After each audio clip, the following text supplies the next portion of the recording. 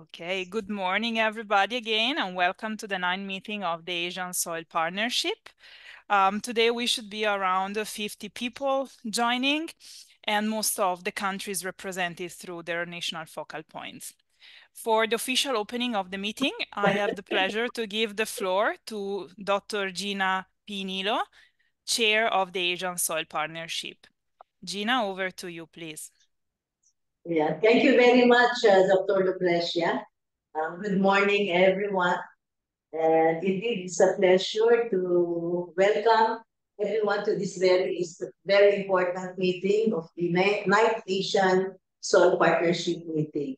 First of all, I would like to acknowledge, of course, the overall author and head of this initiative, our FAO Global Soil Partnership Secretariat, Mr. Li Feng. And as always, Dr. Lucrecia Caon. I would also like to acknowledge our team leaders from the SESRA Director and Deputy Director General for Operations, Land Development Department of Thailand, Mr. Anuwat Putinam, Ms. Jayani Dianatan, Intergovernmental Technical Panel on Soils in Malaysia, and all other members. World Soil Resources Report, Dr. Chris, all team leaders, and of course, member countries represented. I would like to acknowledge my friends from Thailand, India, Laos. They are the first to mention because we are the first to confirm, and all my Filipino counterparts. And I'm happy to see that we have the quorum from Bangladesh, Bhutan, Cambodia, China, Republic of Korea, Indonesia, Mongolia, Nepal, Timor-Leste, and Vietnam. Indeed, it is my great pleasure to welcome all of you this morning. I believe that we are all very busy, and I recognize that in our exchange of messages. But I think all of us is into the business of sustainable soil and water resources management. We all have been wanting for this attention that this topic on soil and water resources management be at the global agenda. And we are very successful in this. So at this point, I would like that all members of the Asian Soil Partnership to renew their active commitment and their roles in the Asian Soil Partnership. Remember that soil and water is life, and that for us to be able to achieve our common goal of climate resilient agriculture, let us all manage our soil and water resources. And I know that we have been missing each other. That may be one contributing factor why sometimes we miss to attend some of these events. But of course, I hope that there will be opportunities for us to meet face-to-face. Again, Dr. Lucrecia and FAO Secretariat, I volunteer for the Philippines to host the next ASP meeting. So with this, I'm looking forward to a very active discussion on soil governance, soil health monitoring systems, Asian Hub on Sustainable Soil and Land Management, and the impacts of sustainable soil management. I believe that there are other burning issues as mentioned by Dr. Lucrecia in her email. And please stay tuned. This is a very valuable time for all of us. Let us keep this flame burning within us. Otherwise, we cannot secure our future. As a global brothers and sisters, partners, let us save our soils and let it start from all of us. To God be the glory. Thank you very much, and God bless us. Thank you very much, Gina. Unfortunately, Director Li Feng could not be with us because of the time difference and because he's traveling, but I have a speech on his behalf and on behalf of FAO. So Dr. Gina Nilo, ASP Chair, GSP Focal Points and partners from Asia. Ladies and gentlemen, on behalf of FAO, it is my honor and privilege to welcome you to the 9th meeting of the Asian Soil Partnership. Since the establishment of the partnership in 2012, we annually gather to pursue the cause of soil health and sustainable soil management. The Asian region is vast and diverse, encompassing a multitude of cultures, landscapes, and ecosystems. However, despite this diversity, one common challenge unites us: the threat to our soil resources. Improper soil, land, and water management practices, compounded by the impacts of climate change, population growth, and rapid urbanization, pose significant risk to the health and sustainability of our soils. In Asia, the rise in water scarcity poses significant challenges, particularly in lowlands and river deltas, where increased salinity concentrations are becoming alarming. Additionally, sand mining for construction purposes is causing severe damage to coastlines and exacerbating soil erosion along riverbanks. Addressing these pressing issues requires urgent action, including the development and transfer of technologies. Of particular concern is also the burning of agricultural fields, which not only crosses borders, but also has detrimental effects on human and animal health. In the face of these challenges, the Asian Soil Partnership plays a crucial role in fostering collaboration, sharing knowledge, and promoting innovative solutions to safeguard soil resources. I do hope that this meeting allows us to assess progress and offer suggestions for improvement to advance our collective goals within the framework of the Global Soil Partnership and the strategy on soil of the FAO Office for Asia and the Pacific, which looks at adapting and integrating the GSP action framework to national and regional context, assisting countries in financial resource mobilization, and developing targeted projects on soil and land. In conclusion, I want to emphasize the crucial importance of integrated soil, land, and water management in the face of a changing climate. As we navigate the challenges posed by environmental shifts, it becomes increasingly evident that our approach to managing these interconnected resources must be holistic and forward-thinking. I'm pleased to announce that an international forum dedicated to this very topic will be held in Thailand in December of this year. I encourage all stakeholders to participate in this forum and contribute their expertise to the collective effort of building a future where healthy soils sustain thriving communities, resilient ecosystems, and prosperous economy throughout Asia. I wish you all a fruitful deliberation and productive outcomes. Thank you. So this was on behalf of Director Li Feng Li and also on behalf of the FAO Office for Asia and the Pacific. Now I would like to start moving into the agenda. And to introduce today's meeting, I have a very short presentation. Today, we have not only national focal points, but also partners, GSP partners. And what I noticed this morning when I looked into the registrations to the meeting is that there might be some confusion on roles, as some partners registered as national focal points. So I hope you can see my screen. I would like just to, as I said, give actually an overview on where we are with the partnership and also what are the objectives of these 2 days meetings. So this is just to remind you that there is a web page on the Asian Soil Partnership that is accessible through the web page of the Global Soil Partnership.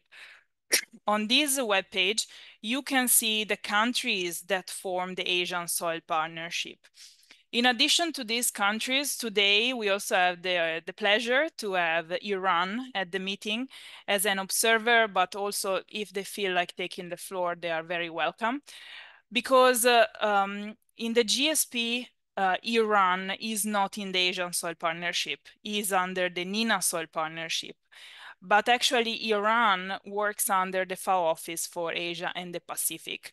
And it's actually participating to the implementation of activities launched by our regional office. That's why I thought it's important for them to be at the meeting today. At the same webpage, so the webpage on the Asian Soil Partnership, at the bottom of it, you have an overview on the governance so that you know who your representatives are at the highest level. And also some links that bring you to, for example, the reports of the annual ASP meetings, activities on capacity developments. This mostly refer to training, and regional initiatives like it's CESRA, so the Center of Excellence for Soil Research in Asia, but also the Soil Atlas of Asia. So under these three boxes, you can find all the information you might need to want to have to learn more about what the partnership is doing and what it decided. Now, in the GSP, there are national focal points and partners. Again, there is a webpage dedicated to it under the Global Soil Partnership webpage. You just need to click here on partners. Now, before we were in regional soil partnership. Now we go into partners, and you see first of all a brief description of who national focal points and partners are. If you register as a partner, you are a partner. You are not a national focal point. National focal points are usually government representatives. These are designated persons from their or offices represented through a person appointed by their government to officially represent their country in the GSP. Partners are broad range of stakeholders, including as well governmental organizations, but mostly university, NGOs, research centers, civil institutions, and much more that have willing to contribute to the implementation of GSP activities. Again, if you click, for example, on national focal points, you are brought to a page where you have all the list of countries. And if you click on the country of interest, you have details on who your country representative is in the GSP. You can have only one person. This is just an example from Pakistan. Or you can have two persons, an official national focal point, but also an alternate. This is very frequent, and I strongly encourage all countries that do not have an alternate focal point to nominate one, because usually the national focal point position is taken by by people with very high positions that have a very heavy workload. This is also the case of most of the alternate focal points at present. But my suggestion is that all national focal points look into identifying an alternate that has time to dedicate to the partnership. We don't send many requests for support, but when we do it, we would very much appreciate to receive the prompt feedback. So all national focal points, please think into nominating an alternate. At present, we have some countries without a national focal point. This is the case of Afghanistan, Brunei, DPR, Korea, Maldives, and Myanmar. In some cases, like in the case of Afghanistan and Myanmar, this is dictated by political conditions. In other cases, just because maybe there is no one within the country to take with the skills to take the position, or there is not maybe an interest of the Ministry of Agriculture to nominate someone. We also have a couple of countries like Pakistan and I think also Indonesia, for which we are waiting for a review of the national focal point. But all other countries, except these ones mentioned in the slides, have a national focal points, and very often an alternate.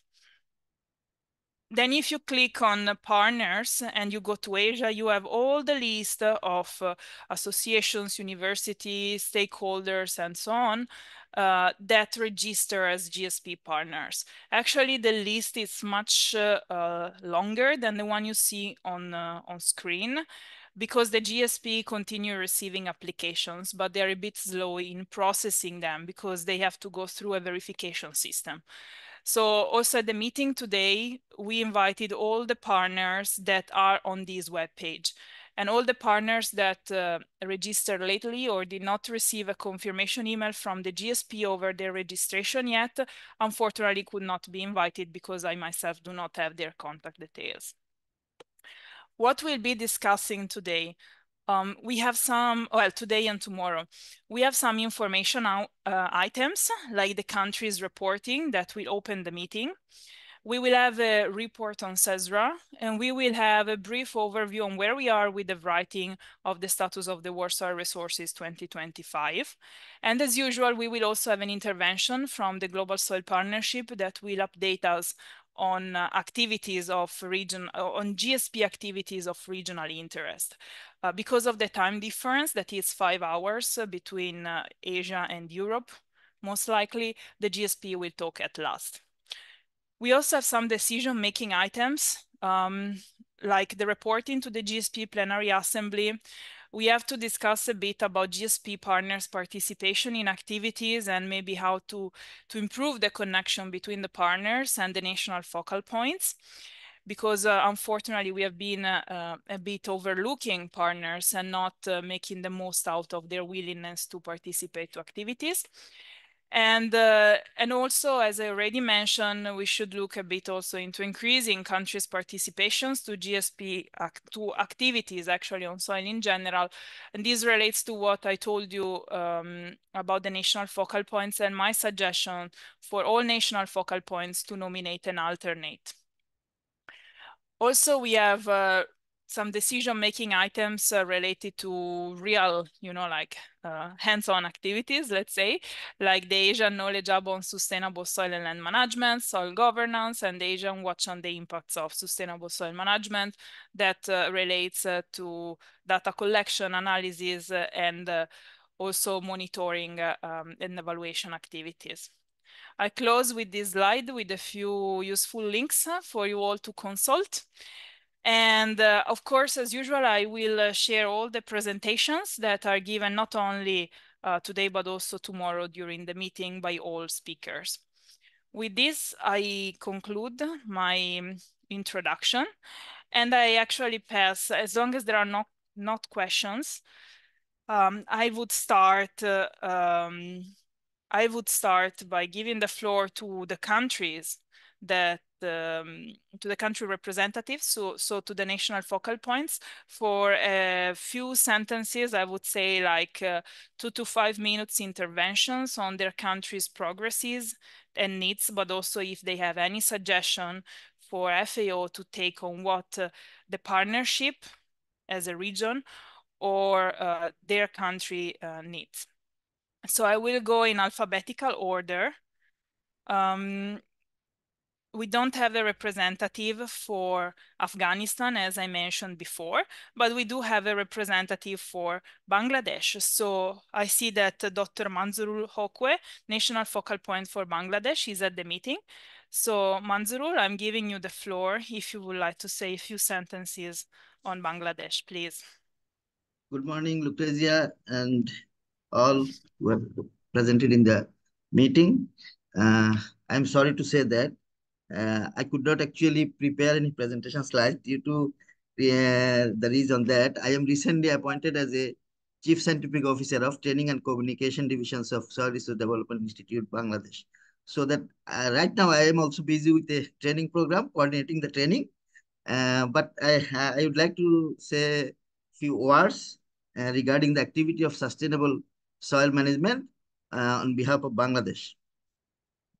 We have a number of routine activities on sustainable soil management, including the soil survey and data generation to update the sub-district based soil and land and soil resources utilization guide, which is popularly known as the soil management toolkit we are using right now at the field level, root level, for the root level farmers, particularly for the fertilizer recommendation, land use planning, and proper advisory services regarding the crop production as well.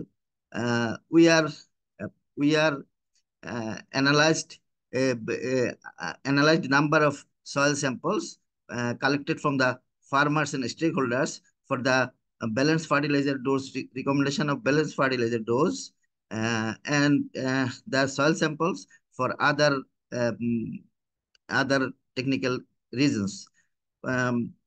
Bangladesh has a huge data and a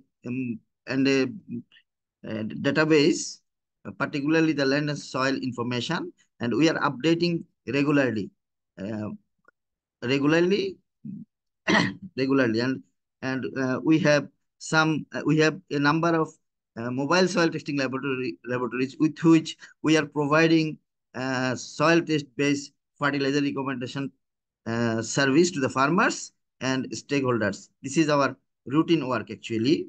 Uh, we have uh, we have we are conducting another program such as the training to the farmers for their awareness building, particularly for the balanced dose of fertilizer use and cultivation of appropriate crops in his land. Moreover, we have we are we usually set a number of adaptive trial and research uh, research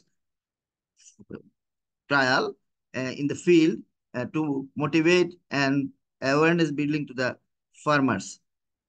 Moreover, uh, recently we have published a book on land degradation, uh, during which is actually addressed the changes of the land degradation in different point of view, particularly for the nutrient depletion, uh, soil erosion, and pollution, etc.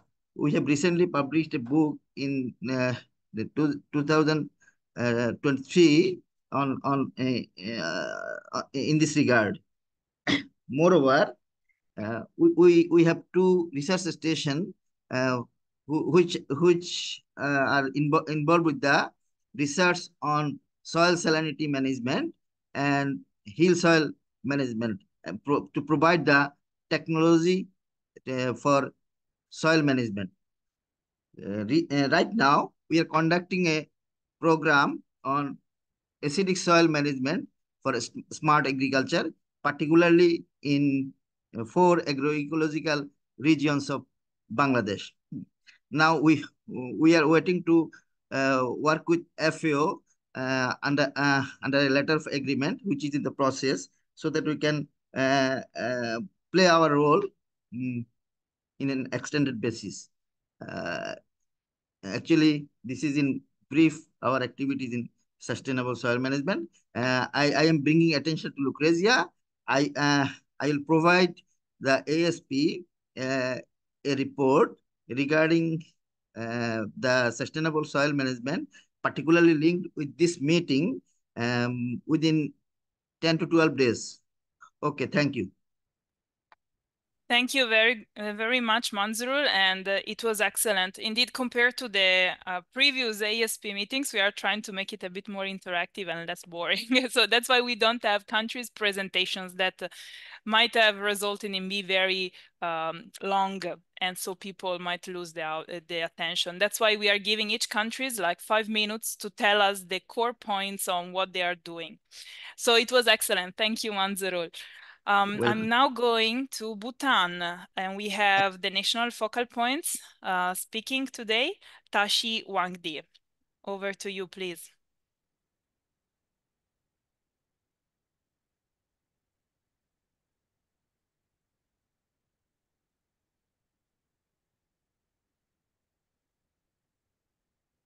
We cannot hear you, eh?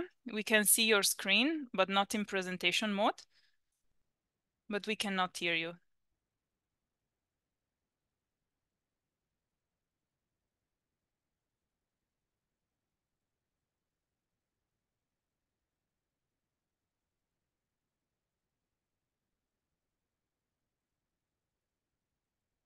Sorry, can you hear me? Yes, now yes. Please. And you can see my slides, right? Yes, but not in presentation mode. Okay. Okay, perfect. Okay. Thank you, Lucrezia, and good morning, Madam Chair, and all other national focal points, representatives from other countries, and also from ASP partners. I'm so happy to be able to participate in this ninth session of ASP meeting. And I have compiled around 8 slides, and I'll try to be very brief and stick to the time allotted, about 5 minutes. So let me straight away go to the first pillar. Now, Bhutan has, we have been working towards this sustainable land and soil management. And one of the problems that we have been facing is the lack of national land use zoning. So last year, under the leadership from the National Land Commission Secretariat, we have produced a National Land Use Zoning Baseline Report. And as part that, we have a huge area. Of course, for Bhutan, we have very limited land, agricultural land. It's only around 7% of the total geographical area. So sustainable management, use of limited land resources is very important for Bhutan. So geared towards that objective, national land use zoning baseline report has been produced last year. And as part of that report, we have around 176,000 hectares under conflict with different agencies and sectors. So we are now, with this baseline in place, we are now moving towards resolving those conflicts, and hopefully we will be able to resolve and then also work towards the sustainable land resource management. And then under the same pillar, we have just last month, we have launched our first ever Soil Atlas of Bhutan through financial and technical support from AFASI and FAO. So we are very grateful. And so for Bhutan now, we are very proud and in having our own Soil Atlas. And until now, we have been using the default soil information from other sources, global sources. So we are now very happy that we have our own our national information source. And then also, just last month, we again launched our updated fertilizer recommendation guide. Unlike previous guide, which was the second edition, this is the third edition. The earlier edition was the fertilizer recommendation guide was at the national level for major crops. So it was more of a blanket recommendation for the crops. But with this new updated guide, we have developed fertilizer recommendation guide at the district level. Quite closer and better than the earlier version. So we are hopeful that this guide would be very useful to our farmers as well as other clients. And then under the same pillar, we are continuing our efforts in rolling out the sustainable land management, sustainable land and soil management interventions with the support from different projects, such as Global Environment Facility, GCF, IFAD, World Bank, and our own government resources. So we are really working hard to take this sustainable land management across the nation. Under pillar 2, with the support from different projects, we are building capacity of our grassroots level extension workers on soil and land management. And then also in 2023, we joined the global community in celebrating World Soil Day. In Bhutan, we every year we organize, we observe this day in one of the communities in rural areas, actually, with the aim really to create awareness, sensitize the importance of soil resources, and its sustainable management. So under pillar 3, I'm proud to report that we now have well-established soil microbiology laboratory, which will be solely dedicated for soil biodiversity research and development. But and for that to operationalize this laboratory, we have been providing hands-on training to our colleagues who are working in that lab. And then we would like to, for Bhutan, we still feel that that hands-on training is not good enough. We need more technical support in this area, especially on the soil biodiversity assessment, identification, and also in other areas as well. One initiative that we have taken so far under the soil microbiology is we have done some small pilot art form profiling in different land use and altitude areas. And then we have also initiated some efficacy trial as per our requirement of the government. Before we introduce any new fertilizers or new inputs into the country, it is mandatory that we carry out efficacy trial before we go on commercial scale promotion. And then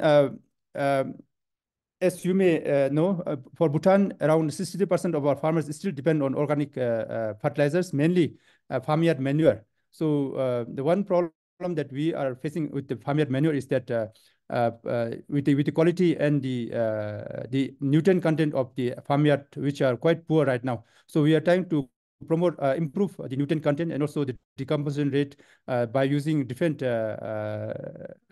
solutions, for instance, EM, and also our own Bhutan agri-microbial solutions. So under Pillar 4, we are implementing the second phase of Abasi project.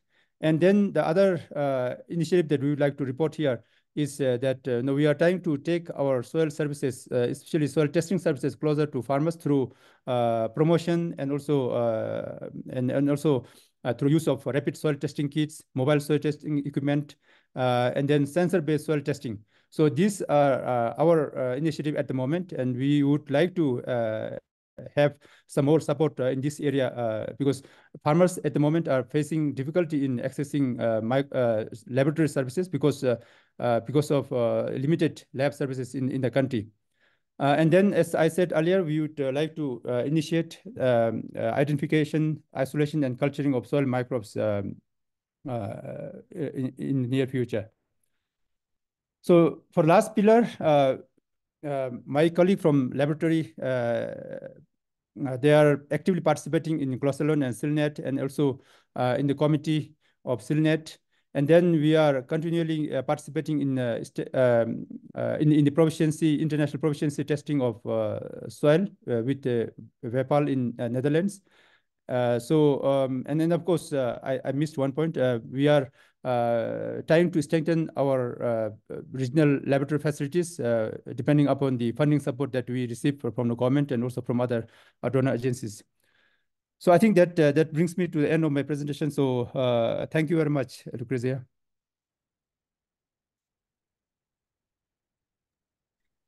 Thanks to you. It was very good presentation. And can you please send me copy of it, because there was a request in the chat to, if it's okay with you, to share it with participants. Yes, maybe because looks like it is a bit heavy, so probably there is a problem in. But I'll do share. Can you send it to me as a PDF, maybe? Okay. Okay. Okay. Thank you very much. The next country would be Brunei, but as I told you, there is not a focal point for the country. Then it would come Cambodia, which unfortunately could not be with us today. They apologize. But again, this was because of the heavy schedule. And again, it relates to the urge that I made to national focal points to nominate and alternate. Next would come China. China is one of those few countries in the partnership in which we have communication problems because of the language. So again, the country could not be with us today. And then we would have Korea. DPR Korea, actually. India they confirmed their participation, but unfortunately, I do not see the national focal point in the call at present. I just sent him an email. So my suggestion is that we move to the next country. And if India comes in at any point, I will give them the floor. So proceeding in order, we have Indonesia. I see that we have representatives from ICALS YAIS at the meeting. So I'm asking them if they would like to take the floor, because my understanding is that the office of the national focal points is within their office. Yes. All right. Thank you, Lucrezia. Can you hear me? Yes, we can hear you well. Please, Okay. over to you. Okay. Thank you. I will share my screen. Okay. Thank you, Lucrezia, and all partners of GSP. On behalf of our national focal point, Mr. Husnain, send warm greetings from Indonesia.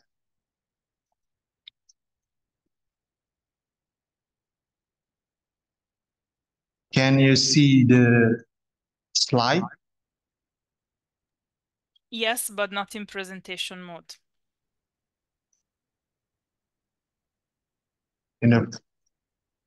So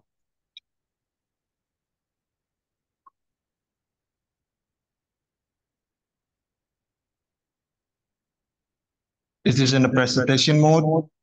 Yes, perfect. Thanks. Okay, thank you, Lucrezia.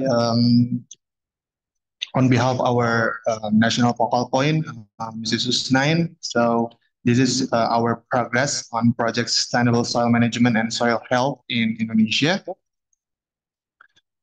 Some of success progress supporting the sustainable soil management and soil health in Indonesia. We have a few outputs that contain to support the sustainable soil management. There is map of soil properties, there is soil organic carbon map, pH map, clay content map, and CEC map, and also there is a soil treats map, soil salinity, and also we develop our national soil database, rearrangement and collecting the soil legislative data.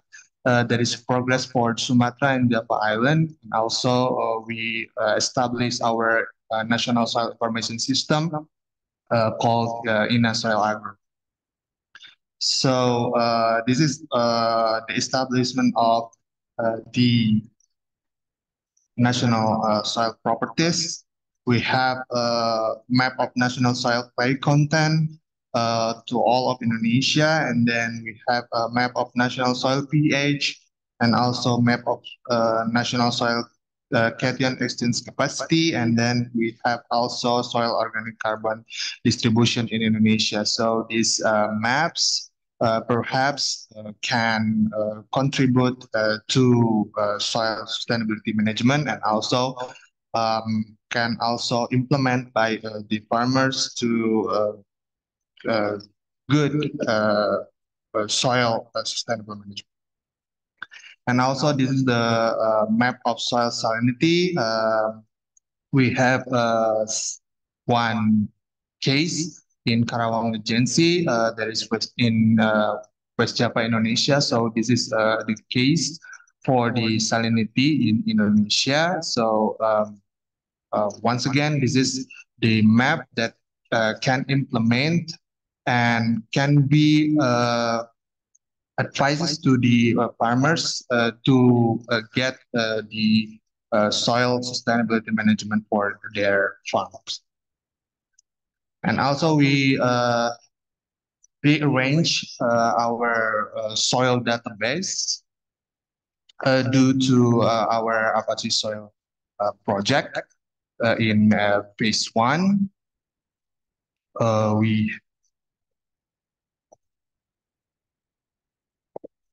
We collect the legacy data to build a national soil database. in Sumatra and also in Java due to our large country. In phase one, we just can collect um, into big island. So this is the Sumatra soil data. We can recovery 5,738 observation point. There is data from 1970 to until 2022. And then we also recover the Java soil data from the 90s to 2022. We have 3,398, and we keep follow the work in the phase two for the other country, other island in Indonesia. So, and then we establish our national soil information system. There is called INA Soil Agro. There is menu for information system. There is syscrop and the crop calendar. And also we put the soil map and the thematic map in this national soil information system. So this soil information system can access it by the farmers to support their farm activity. And the way forward, Indonesia want in the project to support soil sustainable management and soil health in Indonesia. We contribute in the FAO-GSP Soil Plus project in the 2024 to 2026. We have some PPT to support this project, addition of new soil profile database, and then we continue updating the national soil literacy data. And also we develop soil maps at the National Soil Partnership. We also contribute to build the mineral soil property mapping and peatland mapping with the digital soil mapping method. And then we adapt the soil health index to align with the national condition and parameters. And also we share our awareness EduSoil in EduSoil webinars to increase stakeholder understanding and also disseminate soil-related knowledge. And also we develop our national soil information system into the next generation website. And then, as you know, maybe from our national focal point that we have the transformation of the institution. For some reason, we initiate to make standardization right now. So this is the project standardization to support soil sustainable management. We, as a standardization institution, we focus on developed standard that can be implemented by the farmers. One of the success story is we have the national standard about land management for floods type B, tidal swampland using surgeon system. And also we develop our peatland in peatland impact project to make sure this peatland impact project also standardized by the national standard. So we expect to develop the output from the Apache project in the phase two, the method or the product into the standard document that can implement by the farmers in Indonesia. There is the presentation from Indonesia. Thank you. Terima kasih. Thank you very much. And can you, as I ask Bhutan about it, can you also please share maybe the PDF of your presentation for sharing with participants? Okay, I will do share in the chat. Thank you very much. You can send me by email. I don't think you can upload the documents in the chat. Okay, thank you. Thank you very much. Next, I would like to go to Japan that today should be represented by Haidio Kubotera. Can you hear? Yes. Good Good morning. morning. Good morning, and it is good afternoon in Japan. Today, just a moment.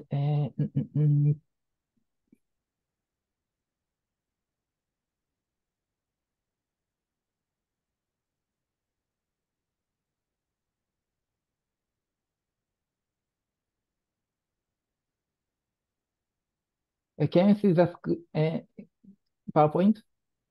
Yes, thanks. Just a moment. I'm going to presentation mode.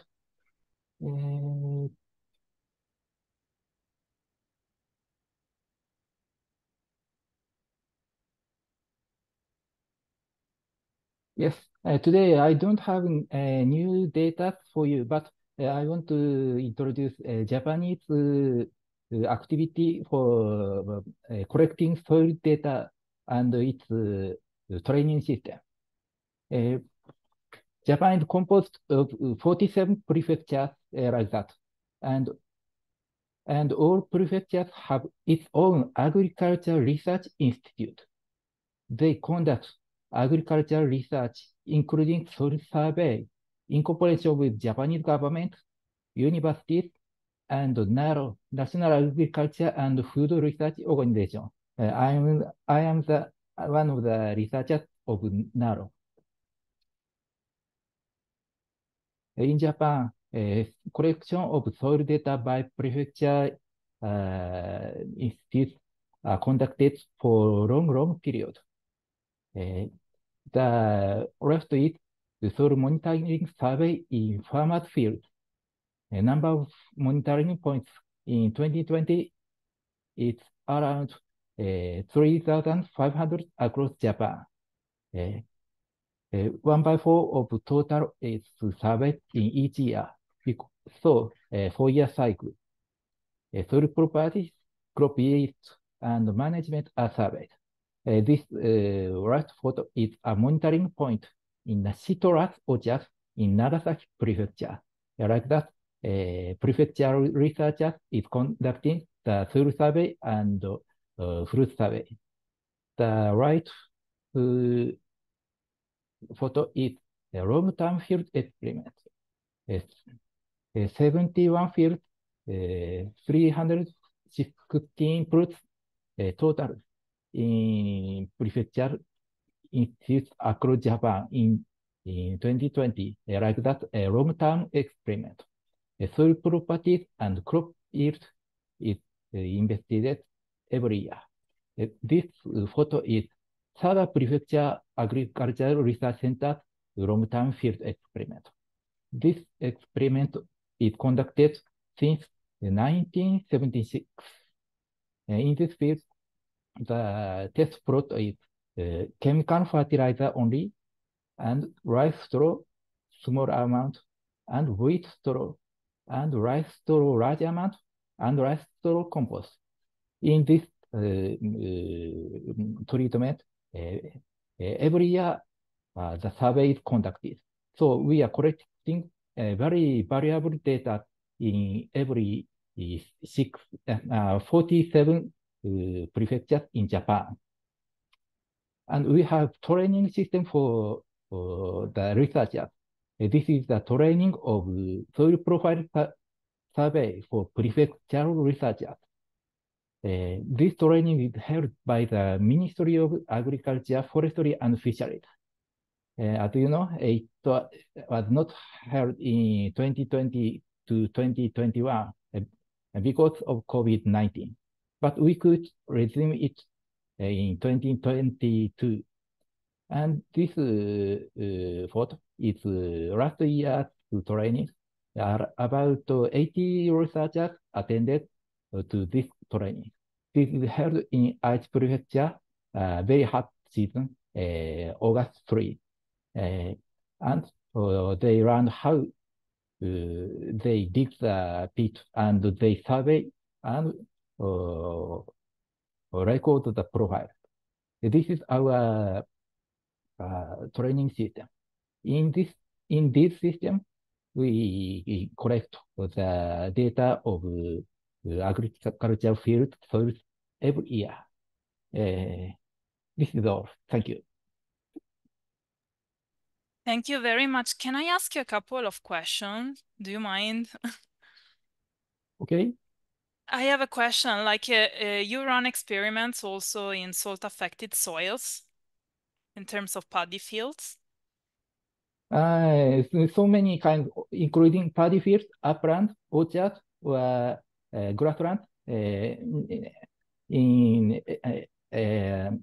various kind of agriculture field, and also various kind of soil types, including and soils, lowland soils, and upland soils, so many. And also siliceous soil?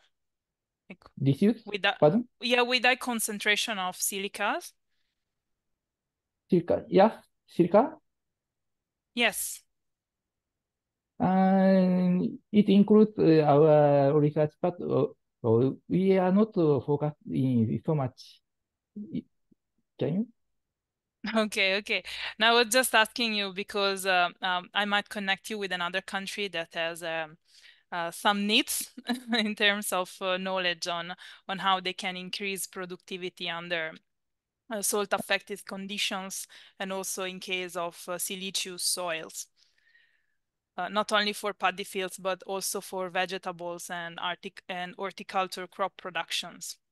Yes, so not only the crop production, but also, of course, environmental impact. We must not increase the environmental pollution. So this is another purpose of our training. Mm-hmm. Okay, thank you very much. It Thank was very you. good presentation. Can you please send me a copy of your slides? And I must confirm I could no, do it, but after I confirmed, I will send you. Thank you very much. I'm now going to the next country, that is Laos, and today we have Dr. Sipasut Nivong to tell us a bit about what is going there in. Nivong, over to you, please. Yeah. Good morning, Lucrecia and all participants.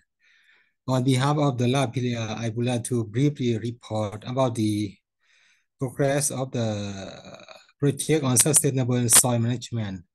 I have no presentation, but I will collect all data and send you later. But I would like to brief report that LabPedia collaborated with the FAO and carry out together with the local authority, we call the PAFO and DAFO, to take soil sample, focusing only agricultural land. In 5 whole districts, namely Songkhon, Utumpon, Phalansai, Phin, and Nong, in Savannah Ket provinces. There were 500 soil samples were taken for analysis. We analyze soil texture, organic matter, allowable phosphorus, nitrogen, and potassium. The data analysis will process 5 soil map, as I already mentioned about the organic matter contains soil texture and also the available phosphorus, potassium, and nitrogen. This is a very important for local authority, namely is Savannah Ket. Savannah Ket is very dry and very poor soil very light, so that the data and soil map will indicate to predict for fertilizer calculation. We will support the farmer. This project we get the underwater harvesting in Savannah Cat and province we call TCP 304. More detail about this I will give you later and picture in presentation because my staff, Pillar 2, Mr. Saisong Kam, he busy in another provinces. Thank you very much. Thank you very much, Dr. Niwong. And indeed, thanks also for recalling about the TCP, that it's a project implemented with the financial support of FAO. It's a technical cooperation program project. I take this opportunity to inform countries that the government, your government, can apply for these projects as well. So if you're interested, please consult your country office to get more information on how to proceed with them. With application for getting this type of projects. And also I take this opportunity to recall the importance of integrated sustainable soil, land and water management. It's something that came out very obviously from the project implemented in Laos. And also another thing that came out quite strongly is the need to build the capacities of farmers, but also the capacities of laboratories in some cases. And this links back to the work that the GSP is implementing on soil laboratories under Glossolan and SealNet. So thanks again, Dr. Nivong, for telling us about Laos. We are now moving to the next country, that is Malaysia. And today, on behalf of the national focal points, we have Ms. Zakiya Yazni and Mr. Mustadza Shukor. Over to you, please. Thank you, Ms. Lucrezia. Finally, I met you here. Okay.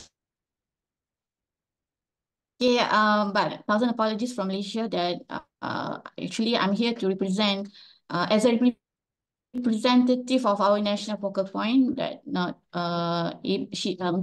Miss Kazana is not able to attend for this session, and apologize also our internet connection here is not so stable. It's very unstable today. I'm not sure why, but so we might experience some this interruption along this presentation. Okay, I share my screen.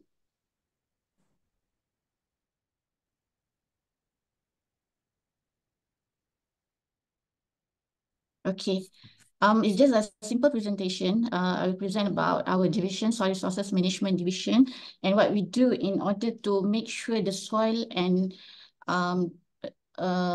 health, the soil health and also soil management in Malaysia are in a good progress. Okay.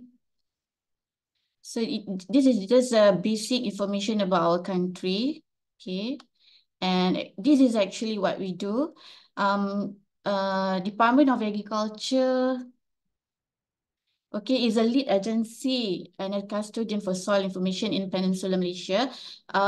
For your information, in Malaysia, we have also Sabah and Sarawak, Borneo, but they have their own administrative for soil management for each state. I mean, for Sabah they have their own, and also Sarawak also they have their own. In federal we only cover for Peninsular Malaysia. Okay, we manage our soil resources repositories. We also issue base maps and derivative maps, as well as control the security of information distribution. So our map is mostly restricted map. We have to undergone a few process in terms of to secure the data. So that's why sometimes when people ask for the data, they have to really stated what is the area of interest. So we cannot, if the only a small part they needed for the project or the research, we cannot provide for all area. Okay, they really have to provide us the area of interest so that we can manage to control the use of the data. Okay. And also, we help to develop a national land use, geospatial data, geospatial inventory to determine land suitability for crops. We also provide soil fertility management technology recommendation. And finally, we provide recommendations on soil resource management technologies to address the effects of climate change and soil degradation. Okay. This is what we do. So for soil survey and evaluation, we have published our book, Common Soils of Peninsular Malaysia. And we do verification of soil crop stability.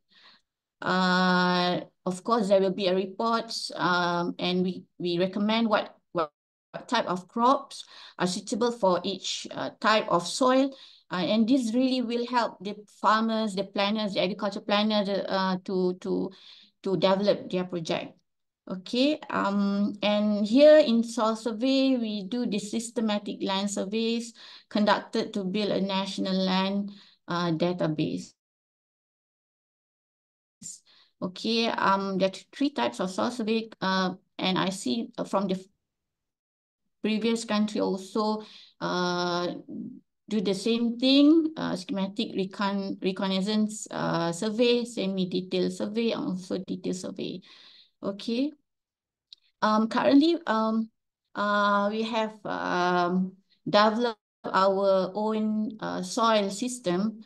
Actually, this have been launched for about 3 years back. Okay, geography tani in Malaysian language is a soil information system developed by our division, our department, to highlight the soil profile description, analytical data, and the suitability evaluation for common soil series in Peninsular Malaysia, which have been gathered during soil survey mapping and soil correlation tour. So this system can be accessed by the public, but they will use a different ID. So for the public, it's different ID. For the officers, different ID. For the state level, also different ID. So because we have a different layer of data, some of it is very restricted, that can be only accessed by the officers, the DOA officers. Okay. So we also have land use survey. Land use survey is more to cover crop or cover land use lah, production of map and land use statistic for area development planning, and also provide a database of current land use in Peninsular Malaysia. So this one, we just have a meeting with forestry department this morning.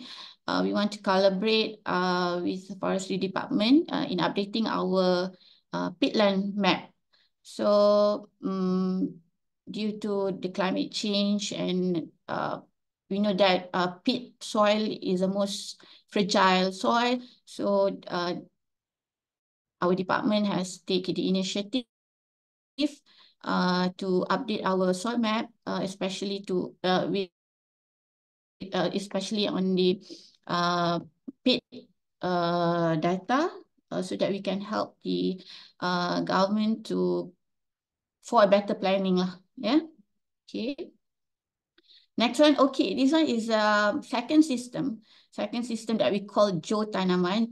Tanaman in Malaysian words that and the English word is crop. So geocrop. Geotanaman system is has been developed using the concept of service-oriented architecture that can be accessed via web and mobile to obtain information, to manage and analyze and display the geospatial information of national food crops. And this system has nominated in the just recently voting system. I'm not very I can't remember the exact name, but we have won the voting apa the voting platform. I'm not sure the real name is, but we have won the nomination, and later we'll receive the award in Geneva. Okay.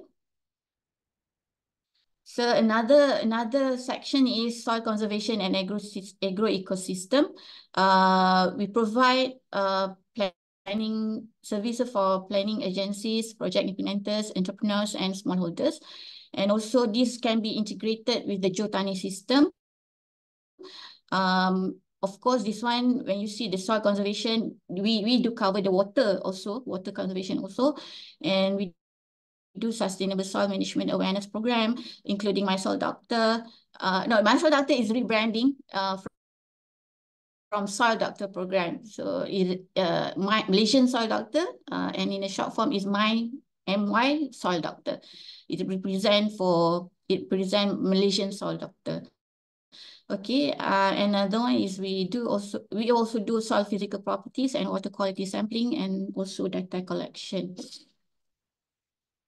Okay, under the same section, we also in aware to run the awareness program. We have two billboards in the highway. Okay, it is one of the way we have to give an exposure to every layer of Malaysian citizens. So we do have our billboards, and then we go to the farm. We also have collaboration with universities, schools, and also other government agencies, private, and every layer that we can reach, then we go. Okay. Okay, and another section is soil fertility and plant nutrition services. Okay, this section is providing technical advisory services on soil fertility, soil fertility management and fertilization to farmers. Okay, we're responsible for conducting fertilizer sampling activities to control the quality of national paddy fertilizer. And we have been involved in site-specific nutrient management program in rice production system through the approaches soil nutrient analysis, mapping, and fertilizers application based on crop requirement. There's no more blanket application of fertilizers. Nowadays, we try to apply fertilizers based on SSNM to avoid or to minimize the use of chemical fertilizer. Okay. And also we have soil geoinformation services. We create a repository of soil, land use, climate, soil conservation, and data related to soil resources for Peninsula Malaysia. Also, we provide the data for those who want to buy, and for government agency, normally is a free. Okay, basically the base map is soil survey map and land use map. So from these two maps, we have produced a derivative map such as crop stability zone map, agricultural rainfall index map, and we have a couple of other types of maps also. So since it's a restricted map and we have to follow the procedures to apply it, then I'm sorry, I cannot publish or present all in the slides. Okay, so that's all, everyone. Thank you. Thank you very much. It was wonderful. Again, can you please send me the PDF of your presentation for sharing with others? Sure. Thank you. Sure, no problem. Thank you, everyone. Thank you. Okay, this was Malaysia. Next would be Maldives, but as we said, there is no focal point for the country. So we go to Mongolia. And we have the national focal point for Mongolia, Miss Encturia Bazaradna. Over to you, Encturia, please. Okay, good afternoon. Hi, everyone. And I'm sorry, I didn't prepare the presentation, but I will, the short introduction give to integrate this sustainable soil management in Mongolia. The current development strategies and policies of Mongolia in relation to the sustainable soil management is to start implementing the national soil partition program in Mongolia. And second is the vision. We have a vision 2050 Mongolia's long-term development policy framework for 2021 to 2020. And also we have a Mongolia's food revolutions national movement from 2020 to 2027. And next one is the Mongolia's 1 billion tree national movement and national program. It's for 2021 to 2023.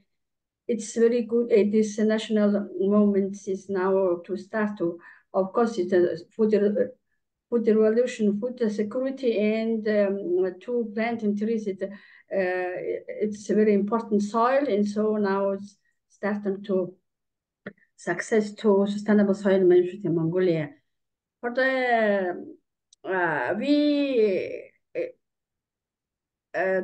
to train the farmers,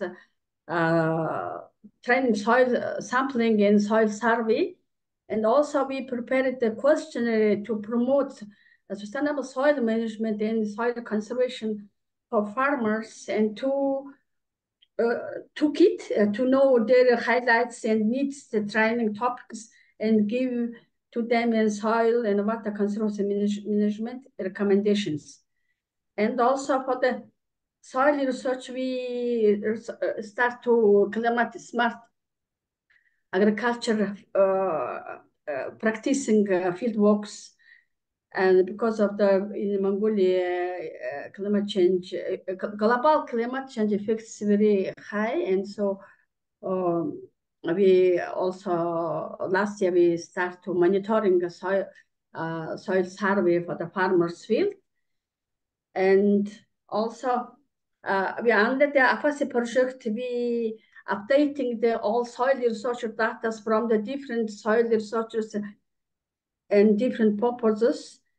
And now still to persisting working on this, and it's harmonize all the data. This takes the time. It's very good opportunity. What kind of to promote sustainable soil management? We in the future to change our soil research, field research activities. And also we, in this year, organized the Sustainable Soil Management and Climate Change Conference, International Conference. On this conference, we participate from the seven countries, and 132 researchers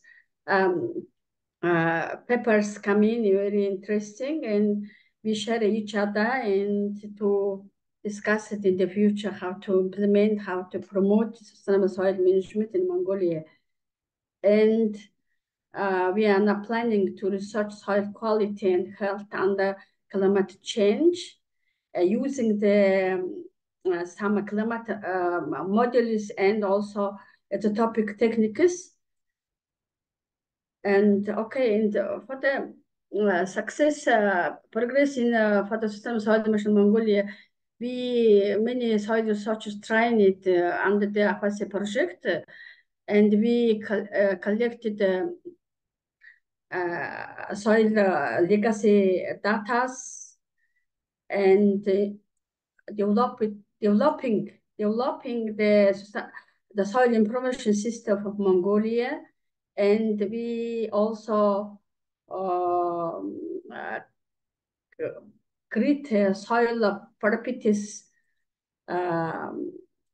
maps, like soil pH map, soil salinity map, and soil potassium, soil nitrogen, and phosphorus maps, and also soil texture maps, and now we are continue to collect soil profile data to update all these soil properties maps, and also we now disseminating the results of the soil mapping project to the farmers and the stakeholders, and teaching and how to they take samples right international level, because of the different methodology they take in the samples, and not satisfied for map international maps, how for the for example the requirement of the soil atlas of Asia, and so we're developing all the soil information data by guideline FAO experts. And we now planning to the climate smart agriculture field research tools to protect, enhance of the soil nutrient and water efficiency. And we ordered, of course, some new equipments for the laboratory, like a sensor and kernel apparatus and flame thermometer, and to harmonize the soil laboratory analysis in the international level. Okay, thank you. It's all my introduction about sustainable soil management in Mongolia. Thank you. Thank you very much, Ngtuya. It was very good to hear. Congratulations on your work. I will just make a change to the agenda, because unfortunately one of the next speakers have to jump into another meeting. So changing topic, I would like to give the floor to Ms. Jayanni Vijayanathan, member of the Intergovernmental Technical Panel on Soil, that is looking after the writing of the status of the World Soil Resources Report 2025.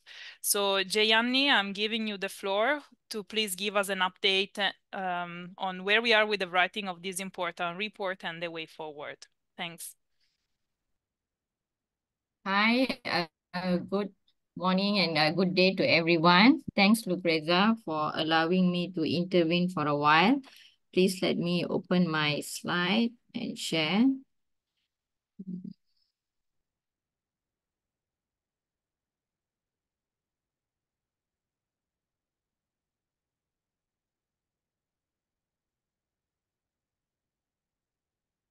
Are you able to see my slides? Yes, but not in presentation mode. Okay, perfect. All right. Okay, a very good morning and afternoon, or even evening for those who are joining us today. Thank you very much for inviting me for this special meeting with all the national focal points from the FAO as well as the GSP partners. I'm Jayanni Vijayanathan, representing the ITPS from the Asian group with Ms. Nopmani Suvanang, Mr. Ranjan Badarcharya, Harsha, as well as Jin K from China. So if you remember, I've shared some of the updates and way forward on the status of the World Soil Report previously in the meeting which was held last May in 2023. Today, I would just like to update what are the progress and the way forwards that we have done so far. Okay, so as I mentioned before this, there are 5 of us representing from Asia. The ITPS is comprises about 27 ITPS from all over the world. 5 of the members are from the Asian region, representing the East Asian region, the South Asian region, as well as the Southeast Asia region. So the status of the World Soil Report were also divided based on these 3 important sub-regions, which plays an important role in the production of agriculture. South Asia, which comprises Afghanistan, Bangladesh, Bhutan, India, Maldives, and other countries. And then we also have, East Asia, China, Korea, Japan, Southeast Asia, Brunei, Cambodia, Laos, PDR, also includes Malaysia, Myanmar, Philippines, Singapore, and other countries. So today, what we have done actually for the status of the World Soil Report is actually a revision based on the 2015 report, which was published by the FAO. The main objectives were to summarize on the new informations that we have got, as well as the major threats to soil functions that we have experienced in our regions, to assess the regional distribution of these threats, as well as to identify the sustainable soil management practices that is being done and being led by all of you, whether it's at the Soil Doctors Program, at the National Focal Point, and many other channels. For the major soil threats that we have actually comprised as well as compiled is actually three main soil threats that we see are quite pertinent in our region, which is evident in South Asia, Southeast Asia, as well as the East Asia region, which is soil erosion, soil organic carbon change, as well as soil sealing and land take. Of course, most countries reported the threats according to their local experiences. So some countries may have chosen not to report, let's say, soil biodiversity, most probably because the information on the threats related to soil biodiversity is not fully understood yet. So, and countries which do not face issues related to salinization and solidification may also opt not to report on this. So we actually gather what is being presented by your country. Besides the major soil threats that has been outlined by the FAO, we also gave the option to the countries to report other important threats that they feel which is affecting the soil resources in their country. This includes soil water availability as well as soil reuse. So once the report is ready, you would be able to capture this information in the report. So what are the major drivers of the soil threats in Asia? Those who reported in this book actually mentioned that one of the main issue is the population growth. As you can see in this black box here, the amount of people in Asia is drastically increasing. We were about 931 million in the early 1900s, and we are projected to escalate up to 5.3 billion in year 2050. Asia is one of the regions in the world which is greatly growing in terms of population. And of course, with me saying this, it is totally difficult to avoid the use of soil resources, mainly for agriculture, to opening up forest land for agriculture, cropland, as well as other different purposes such as urbanization, settlement for people, as well as industrialization. These are the major two drivers which is happening in Asia.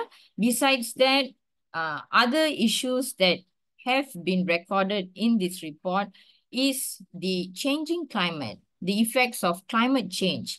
So if you see the third box here, it has been shown that due to the position of the region, the Asian region in the map, they face many issues related to thunderstorms, sudden flooding, dryness, heat waves, and all of these natural disasters, besides affecting the infrastructure that has been put, it is also affecting the livelihood of farmers in terms of the loss of crops in their land.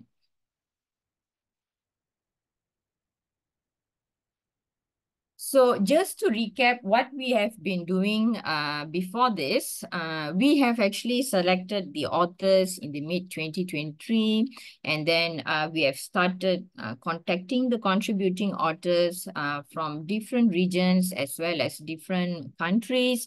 We are very blessed because we got a very good pool of authors comprising from either the national focal points, lecturers from universities, people from the soil science societies with a vast knowledge on the status of the soil resources in their local country itself.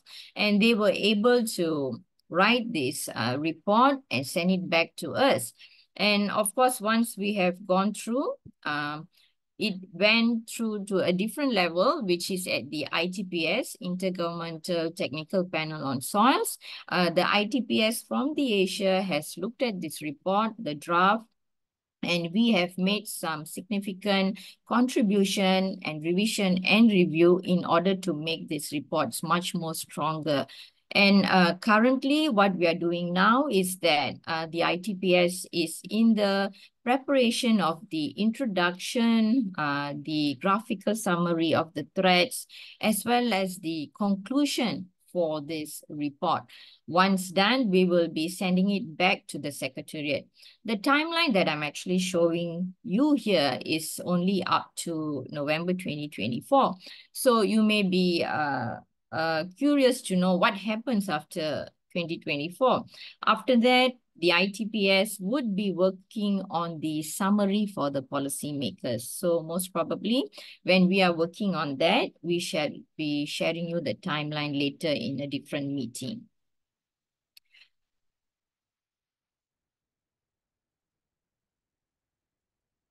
Okay, just as I told you before this, some of the mechanisms that was involved in choosing either the lead or the contributing authors. Of course, this phase has ended and has been done. But nevertheless, I would like to highlight that some of the challenges that we faced was that some authors who gave consent to share or to help to compile the report were not able to participate at the last moment. And in order to mitigate this situation, both the lead authors, the ITPS, as well as the ASP Secretariat itself from Ms. Lucrezia Keon, were able to engage other noteworthy authors to contribute and assist to the report. So this is just a breakdown of the lead authors. For South Asia, the lead author is Dr. Udaya Vidarana from Sri Lanka. For Southeast Asia is Dr. Christopher from Malaysia. And lastly, from East Asia is Dr. Masayuki Kawahigashi.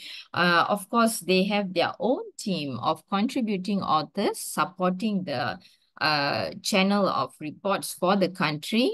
For example, from South Asia, they have different contributing authors from Sri Lanka, India, and Pakistan. Southeast Asia, despite being small, it is most diverse with many countries. It has the most number of authors as well. For this sub-region, as well as East Asia, which is represented by Japan, China, and Korea. So here's the author profile. As you know, FAO, promotes and advocates gender balance, and this is just a breakdown of the number of female and male authors in the report according to the sub-region. So we have the highest number of female authors for the Southeast Asia region. And of course, the number of male authors dominate for the region of South Asia and East Asia.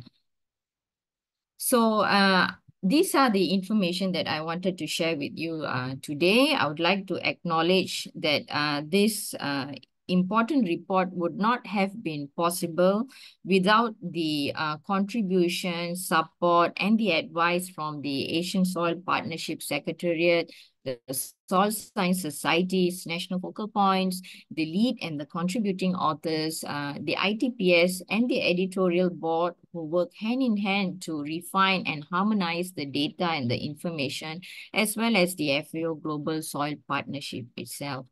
So I end my presentation here. Thank you very much. Thank you very much, Jayani, and thanks for dedicating us your time today. It was a very good presentation, and I think also pretty clear. Because of time's sake, I would like to ask participants if they have any question to please ask them in the chat. So thanks again, Jayani, and I wish you a good continuation of your day in case you have to leave us earlier. Thank you, Mr.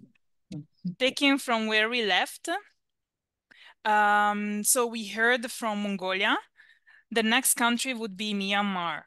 As I mentioned at the beginning of the meeting today, we don't have a focal point for Myanmar at present, but still I see we have some representative from the FAO office of Myanmar in the meeting. So just in case, Win, in case you want to say anything on the situation of soils in Myanmar, please feel free to take the floor. If not, I will pass to the next country. Thank you, Luisa, for inviting. As you all know about the Myanmar situation, we are not formally engaged with the Tibetan authorities, and mainly for the fire and land issues managed by the different ministries. That's why we are still waiting and seeing the situation improvement. And thank you, Luisa. No, thanks to you for attending the meeting, despite the situation you're facing over there. Thanks very much. Okay, next we have Nepal. Unfortunately, the country is not represented at the meeting today, as far as I can see. Again, this will require a follow-up from my side on the nomination of an alternate focal point for the country. Next would be Pakistan, that, as I mentioned, is another country in which we don't have a national focal point because that keeps on changing. So as far as I see, we don't have a government representative from the country, nor a representative from the FAO country office. So we will go to the Philippines, and I'm giving back the floor to Director Gina Nilo for a brief intervention, please, because we are running a bit out of time. Thanks. Okay, good afternoon, everyone. Thank you, Dr. Lucrecia and my colleagues at the Asian Soil Partnership. On behalf of the Philippine Soil Partnership and the Bureau of Soils and Water Management, the National Focal Point Agency of the FAO Global Soil Partnership, I am pleased to present the progress report of the Philippines on sustainable soil management and soil health. First, I would like to align my presentation with the report on the Global Soil Partnership Action Framework 2022-2030. So our report will touch on the achievement through the action areas parallel with the pillars of action. So if you notice on the box 2, 4, 6, there are 6 action there are 6 action areas, and we try to evaluate these action areas according to the pillars of action which we are used to work with. So for example, pillar 1 deals with managing our soils. Sorry, it's very small. I hope you can read it. Sustainably and restore soils.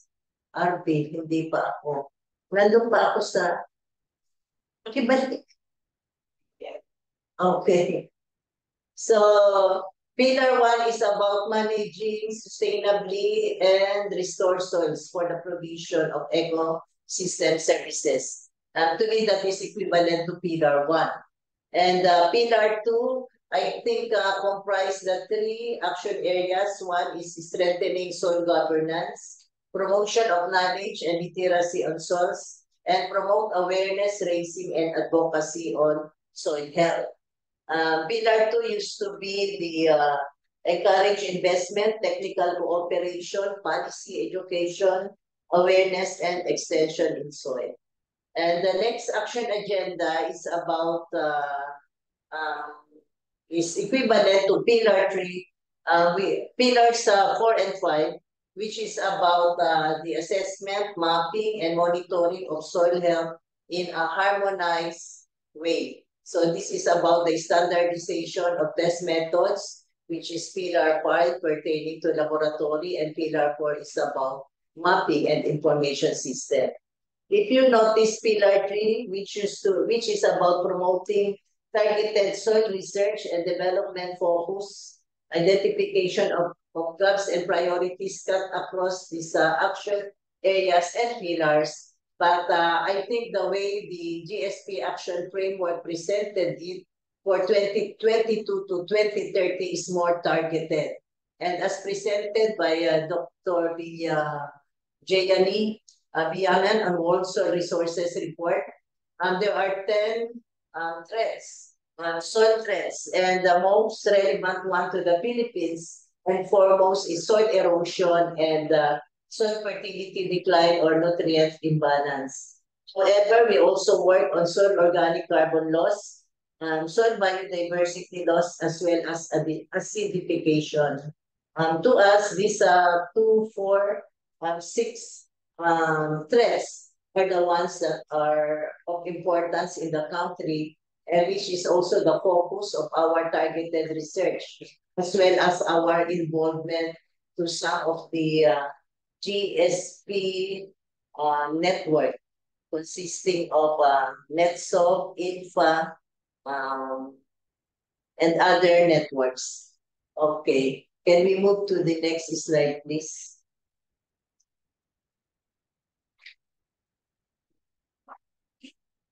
Okay. Now I would like to mention that the Philippines effort on sustainable soil management and soil health is summarized under the National Soil Health Program. And as you can see, the Bureau of Soils and Water Management has been implementing this since 2020, and because soil health program in itself is systematic and holistic in approach. Systematic in the sense that it captures all the 5 pillars. And as reported earlier, it is equivalent to the action framework that we have for the GSP. So overall, the National Soil Health Program captures all the 5 pillars from the sustainable soil management, policy advocacy, research, generation of a laboratory information management system, and the mapping of our soil reference and soil monitoring sites, as well as the harmonization of test methods. Next, please. RB, next, please. 5 seconds. Sorry, we have 5 seconds delay from us. Okay. Can you hear me well? Yeah, thank you. Yes. Okay. So in summary, I would like to mention that the National Soil Health Program has 3 key components. One is the strengthening of soil laboratories. Second one is about monitoring soil health. And the third one is about sustainable land management implementation. Overall, these 3 areas find its strength through partnership and networking with all our stakeholders. I do not say it is the 4th one because it cut across all 3 key components. The strengthening of soil laboratories is actually our response to the Asian Soil Laboratory Network, or SILNet. And overall, this is also our response to the Philippine Soil Partnership and the Global Soil Partnership. Next, please. I am pleased to mention also that the National Soil Health Program gained its recognition as the banner program of the Department of Agriculture. As you can see in the slide is the FAO representative to the Philippines, Dr. Lionel Dabadi. And of course, our DA Senior Undersecretary, as well as the Department of Agriculture current Secretary Francisco Chu Laurel Jr. So it has gained recognition as a DA banner program, and I would like also to appreciate and thank Dr. Lucrecia for giving us the opportunity to present this in the One Soil Health event in Vietnam. And we had a small meeting for the ASP members to capture the National Soil Health Program as one program for the Asia, which we initially tagged as the Asian Framework for Soil Health in Asia. Next, please. Now let's move on to the details of the three components of the National Soil Health Program. We are blessed that the Bureau of Soils and Water Management itself is mandated agency for the establishment, supervision on the establishment and operation of all soil laboratories in the country. So through PB 1435, we are able also to capture all 48 member laboratories as member of our Philippine National Soil Laboratory Network. The network has been in existence for 5 years already, and the launching of which we were blessed that the SEALNet were present in this event. We look forward that in July, we will hold the next SEALNet meeting here in the Philippines. Okay. Okay, yes. Okay, so these are just some of the activities under the strengthening of soil laboratories, which includes the upgrading of all the regional soil laboratories in the country, as well as the establishment of 17 mobile soil laboratories, which will be launched this year in 2024. The mobile soil laboratory is the state-of-the-art laboratories. It will house all the conventional equipment that you will find in a conventional laboratory. That's the one. So we will have 17 units of that for 2024. And for 2025, we will as part of our proposal for budget, for funding, our provincial laboratories all over the country, all 88 provinces in the country. That will be for 2025. And pleased to mention that the global, that the Philippines Bureau of Soils and Water Management has embarked and committed for 2024 as the provider of the PT samples. And this will be for the Asian Soil Laboratory Network, of which the result will be discussed on July 15 to 19, 2024 as one of the agenda of the SEALNet meeting. So currently we have 27 member countries of SEALNet. And aside from the upgrading of laboratories, the continuous training and capacity building of all soil laboratories in the country, and of course, professionalization. So we ensure that our chemists, our agriculturists, biologists do their respective role in the laboratories. Next component is the monitoring of soil health. As part of the monitoring of soil health, first of all, we have the soil test kits being distributed all over the country. We provide for all municipalities. We also provide training on how to make use of the kits. And actually, we also provide refills because the shelf life is only for 6 months. And in relation to the soil test kits, I would like to mention that this is one of our concerns, that So the activity that we have for the soil test kits is, I would say, very similar to the soil doctors program, but we do not register it yet as soil doctors program because I would like to work on the harmonization of the kits. The soil test kits has been operating and implemented in the Philippines for several years, and of course, I would not like to introduce new kit for the country and for the farmers.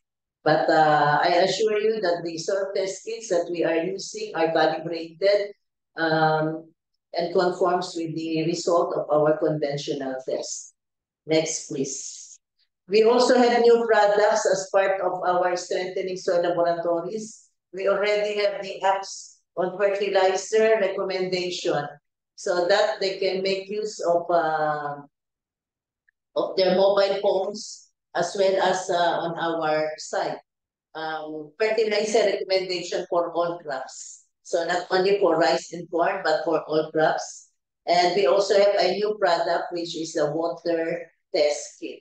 And I hope this is something we can share during the CILNET meeting in July. Next, please. The third component of the National Soil Health Program is on the sustainable soil management or sustainable land management. As I earlier mentioned, there are two major forms of land degradation in the country. One is on soil erosion and one is on soil fertility decline. As you can see on the slides, the soil erosion generally occurs where farmer insists on planting corn, planting cassava on the slope, and these are very erosive. The basic technology that we provide is contour farming and making sure that farmers also get livelihood out of these contours because we introduce planting of banana, fruit trees like lemon, and all others along the contours, and on the alley are cash crops. Okay. And we also look at the lowland, which the major problem is on nutrient imbalance. And part of the National Soil Health Program is the implementation of the adaptive balanced fertilization strategy. I think this was reported earlier by our counterpart from India, where we encourage the use of compost during the pre-planting and in combination with the inorganic fertilizer during planting. So this is a package of technology that we have. We encourage the farmers to produce their own compost. We distribute compost facilities for biodegradable waste. And at the same time, we provide incentives to farmers for the adoption of technology. With this, we have done nationwide with the 100-hectare technology demonstration. And we have good results that in all of these sites. It's 100 hectare or per region. So that's in all of the sites, we recommend for a protocol in terms of nutrient recommendation for wet season and dry season cropping.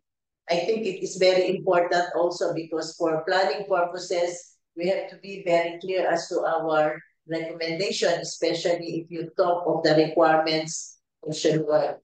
Next, please. Gina, I'm sorry, can you get to the conclusions? Sorry for that. For the conclusion, I would like to mention that there are key concerns with regards to the agenda that we have included for this ASP meeting. One is on the CES lab. I think that was not included in our agenda. Earlier on, we proposed even during the last meeting of the GSP for us to be able to identify the Center of Excellence for Soil Laboratories. And I think the Center of Excellence for Soil Laboratories is our best way also to support our CESRA as well as all other efforts with regards to mapping. Then as you can see on the slide is the mainstreaming of the National Soil Health Program. It was captured as one of the major agenda of the present administration, and it goes with the National Soil Health Strategy. So on December, we were able to visit Australia to also make the dialogue together with all our legislators with regards to the soil health strategy. And I'm very pleased to mention that I think the soil health strategy is also one agenda that we can consider under our partnership. Then also the other concern is SESRA.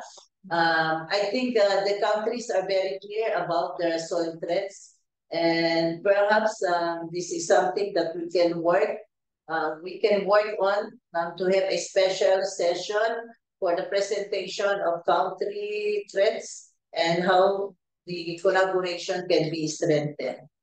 The other concern is about recarbonization of soils. We are doing that already in the country, but of course, I propose that this will be registered as one of the Philippines as one of the countries implementing recarbonization of soils. So I think this is something that I would like to be included in the agenda for the Non-Asian Soil Partnership meeting. Maraming salamat po, and God bless us all. Thank you very much. Thank you very much, Gina. It was a very good presentation. I'm kindly asking you to send me a PDF of it for sharing it with participants. Next country would be the Republic of Korea. This is another country in which we have a national focal point, but communication issues with him because of language barriers. Singapore is another country for which we require an alternate focal point because the current one, unfortunately, is not very responsive. And looking at the next country, we now go to Sri Lanka. I see that we have colleagues from the Natural Resources Management Center. That is the center where the national focal point has its office. So colleagues from Sri Lanka, if you would like to make a short intervention, please. Okay, thank you, Lucretia and other representatives from the other countries.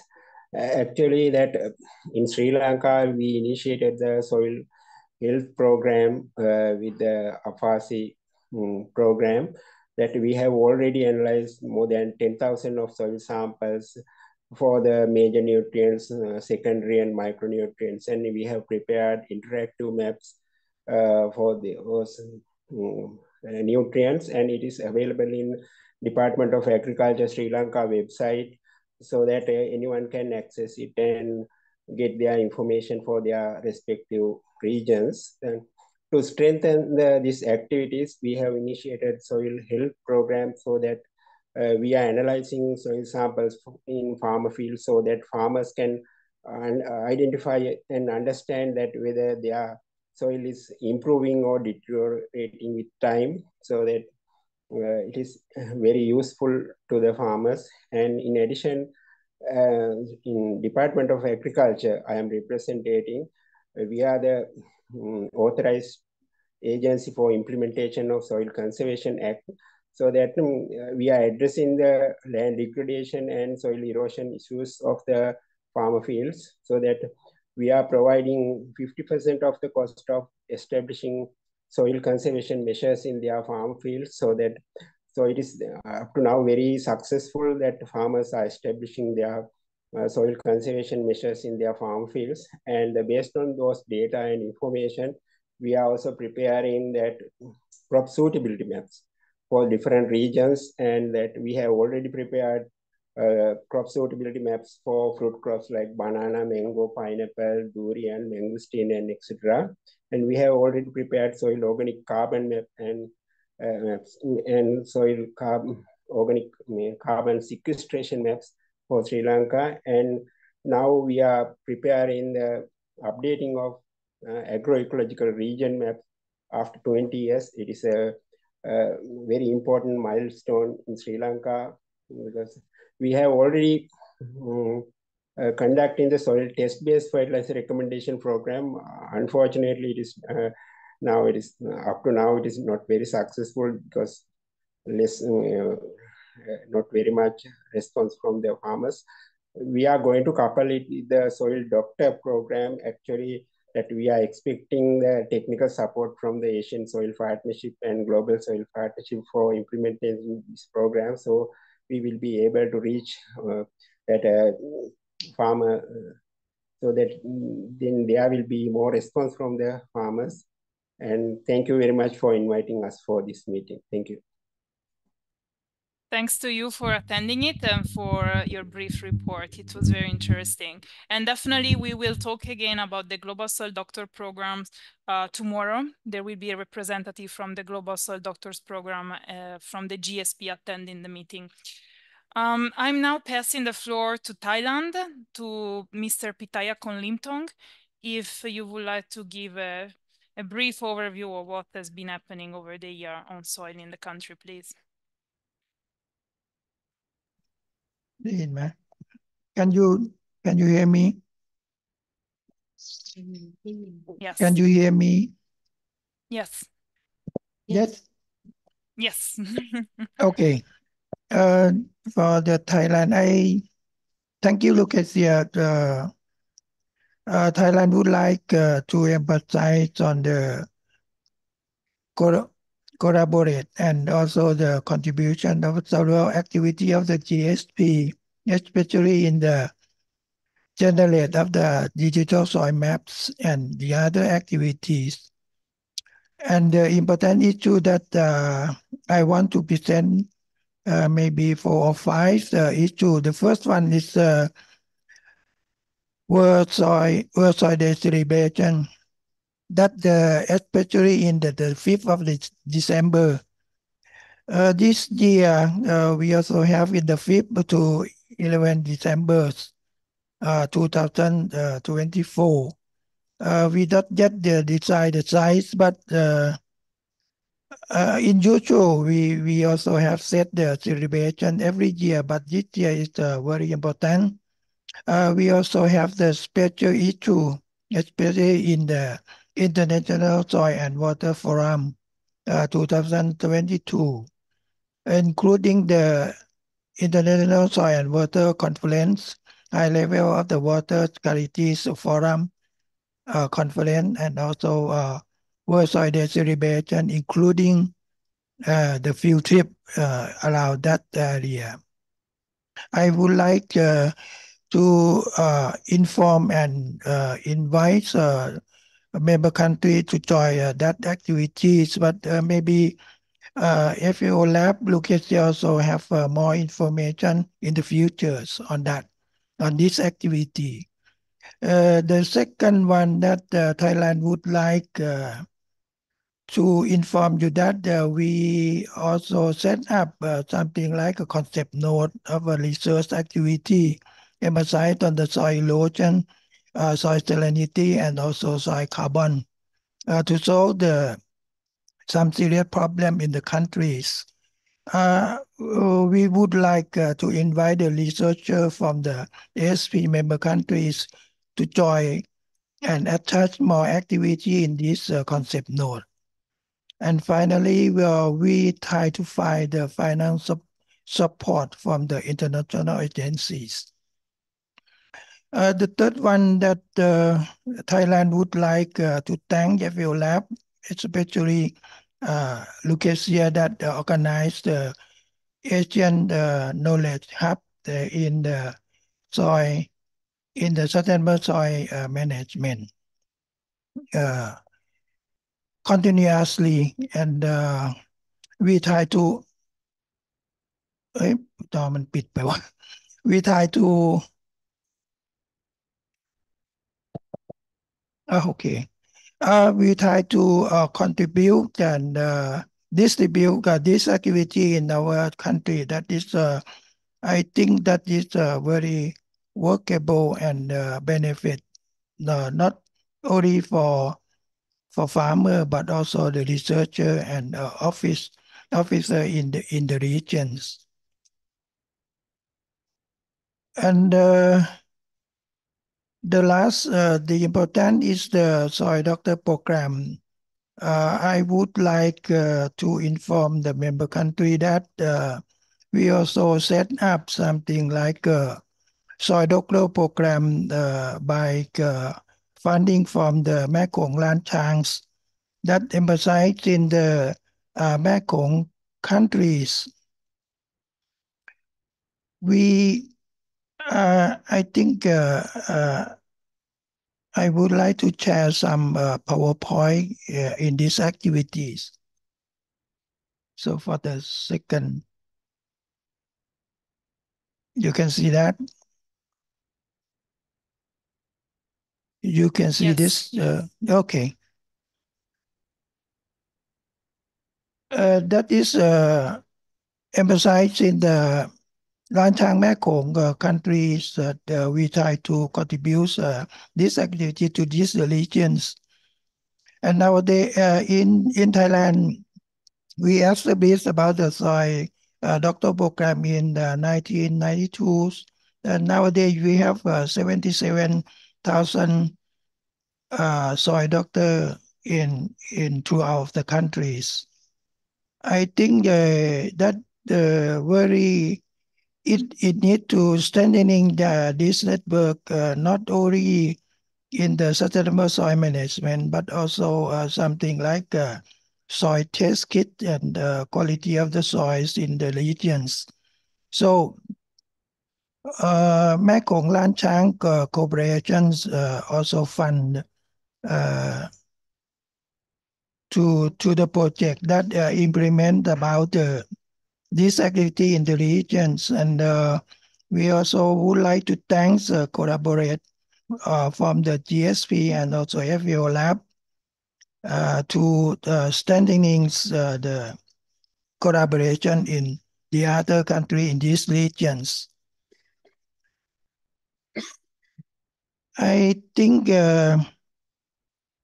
for the material that we use in these projects, we also have something like co-agency that events such as the exhibitions and also international seminar throughout the Soil Doctor World Soil Days event, and also translation of the GSP poster but translated into the Thai, and also not only the poster but also the manual that is workable for the Thai farmer on that. For the workshop, we also set the international and national workshop. The main is to something like the dissemination of the information of the techniques of the soil, sustainable soils management.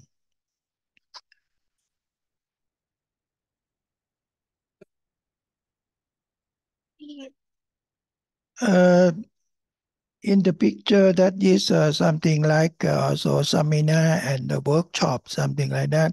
And that one is that for the dissemination, information of the sustainable soil and land management to the farmers.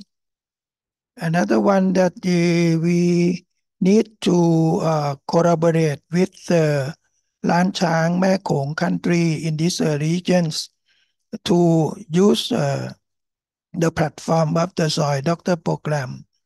And we have the good collaboration with the FAO Lab and GSP Carolina that to set up something like the platform that we need to dissemination that program to the Laos neighbor countries. And in futures, we also set up try to distribute this program to the Vietnam and also Cambodia. I think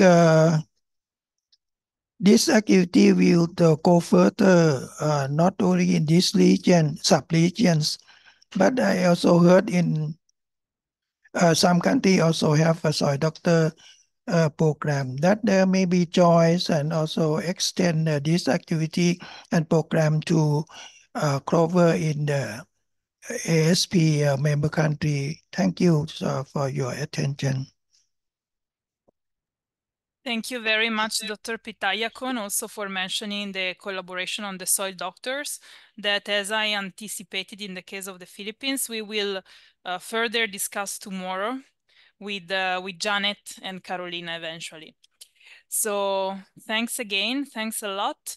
Now it would be the turn that Timor-Leste, that unfortunately is not represented at the meeting. So I will pass to the last country, that is Vietnam. Today for Vietnam, we actually have a representative from the FAO office, Dr. Kong Nguyen Dinh, that will tell us a bit about what is going on in the country. Kong, please.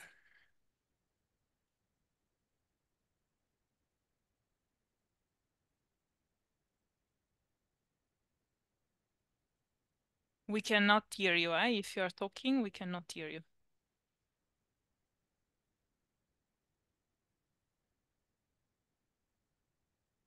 No, still we can't hear you. Can you hear me now? Yes. Thank you very much, Lucrezia. Good afternoon, Madam Chair. Hello, everyone. I would like to share with you one of the important things now Vietnam is doing is to develop the national soil health strategy and action plan. So you know that in Vietnam, in terms of soil resources, that we have limited soil resources in terms of we have a lot of population and limited land for agriculture, and we have many problems happen with the soil, for example, soil erosion, pollution, and many things else. And we recognize the context now is something like climate change. And also Vietnam is now you see that we export a lot of the agricultural food to the international markets. So we need to meet the global standards. And that is something now we are facing now. So now the FAO is now is support Vietnam to develop the soil health strategy and national plan.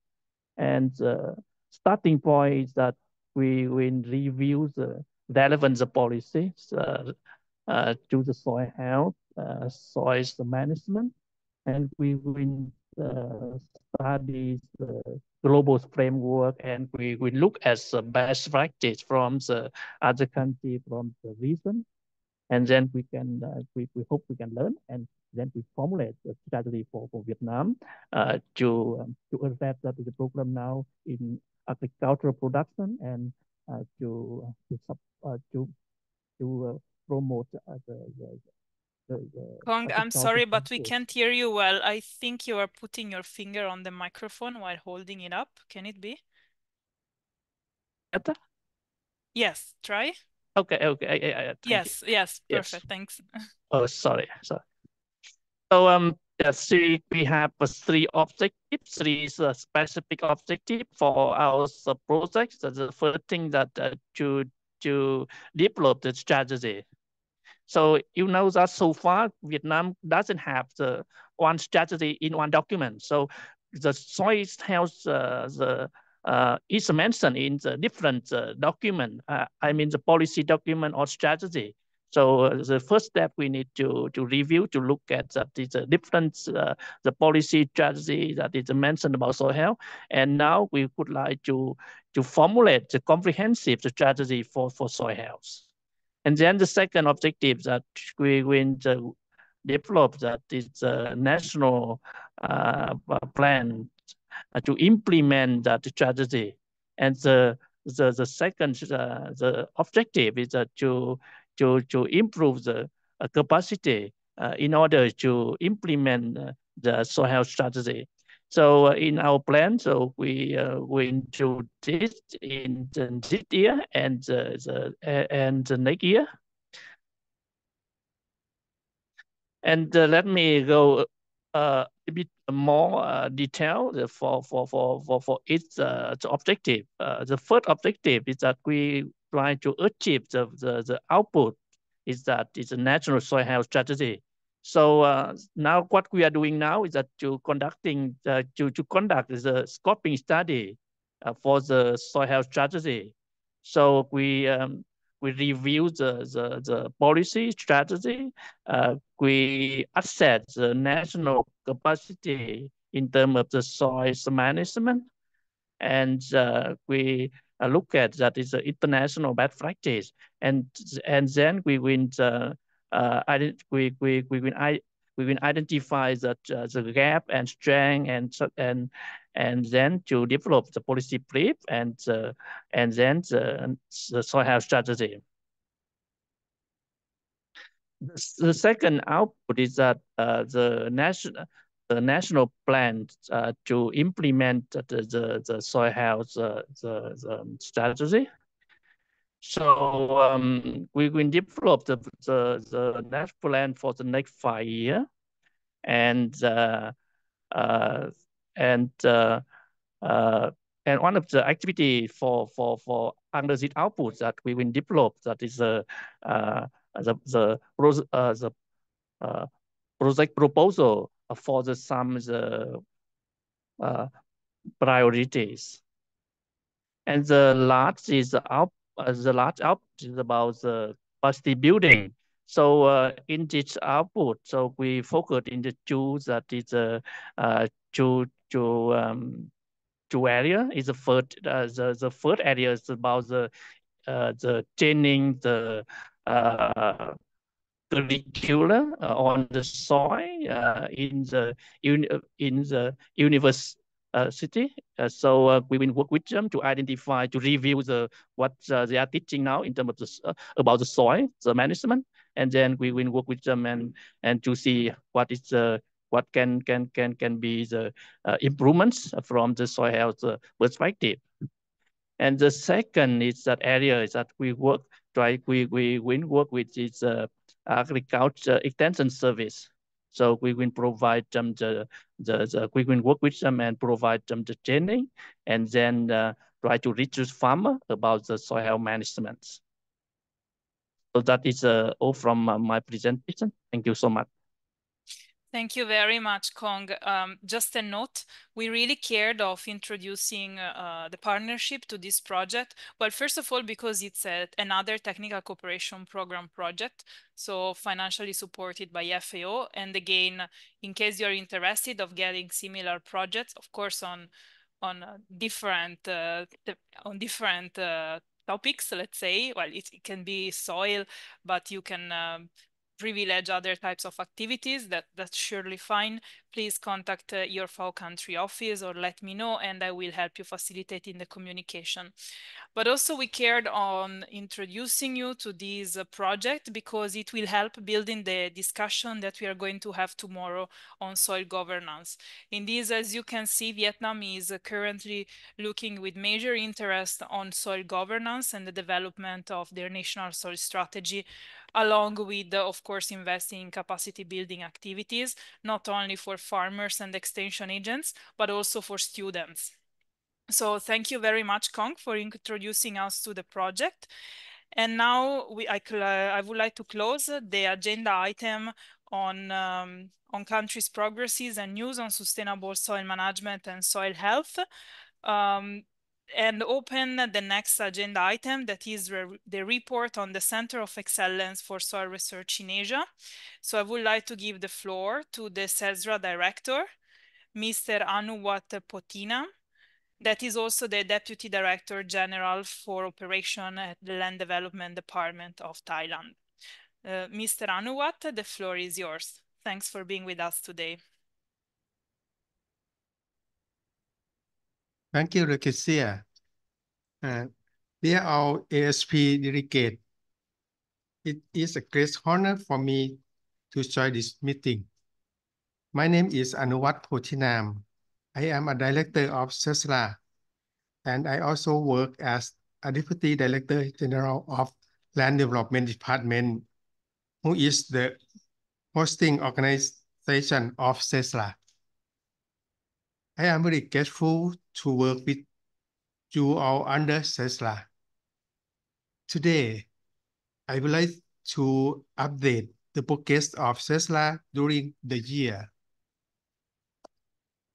First of all, CESLA's steering committee was attributed and the first meeting was held in June 2023. During the meeting, the CESLA term of reference was revised and endorsed with some key function, and the technical committee was included to CESLA function. The document was attributed on CESLA website.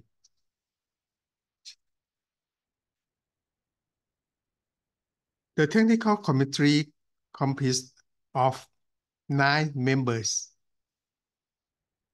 6 soil experts from Asian country, plus 3 from international organization, and will be selected by the CESLA steering committee through a competitive process every 3 years. The committee will be responsible for facilitation and academic aspect of CESLA. A call for application to be a member of the technical committee has been circulated to the national focal points of each country. So far, there are 9 soil experts proposed to take the whole, and we still open for the nomination. Other names will be presented to the steering committee for selection at the next steering committee meeting in May 2024. The name of thesis will be announced by June 2024. After that, the first technical committee meeting will be held in July 2024. Next of the organization of CESLA Forum, which is an annual meeting of all CESLA members. The first CESLA Forum was held in September 2022 in Bangkok, Thailand.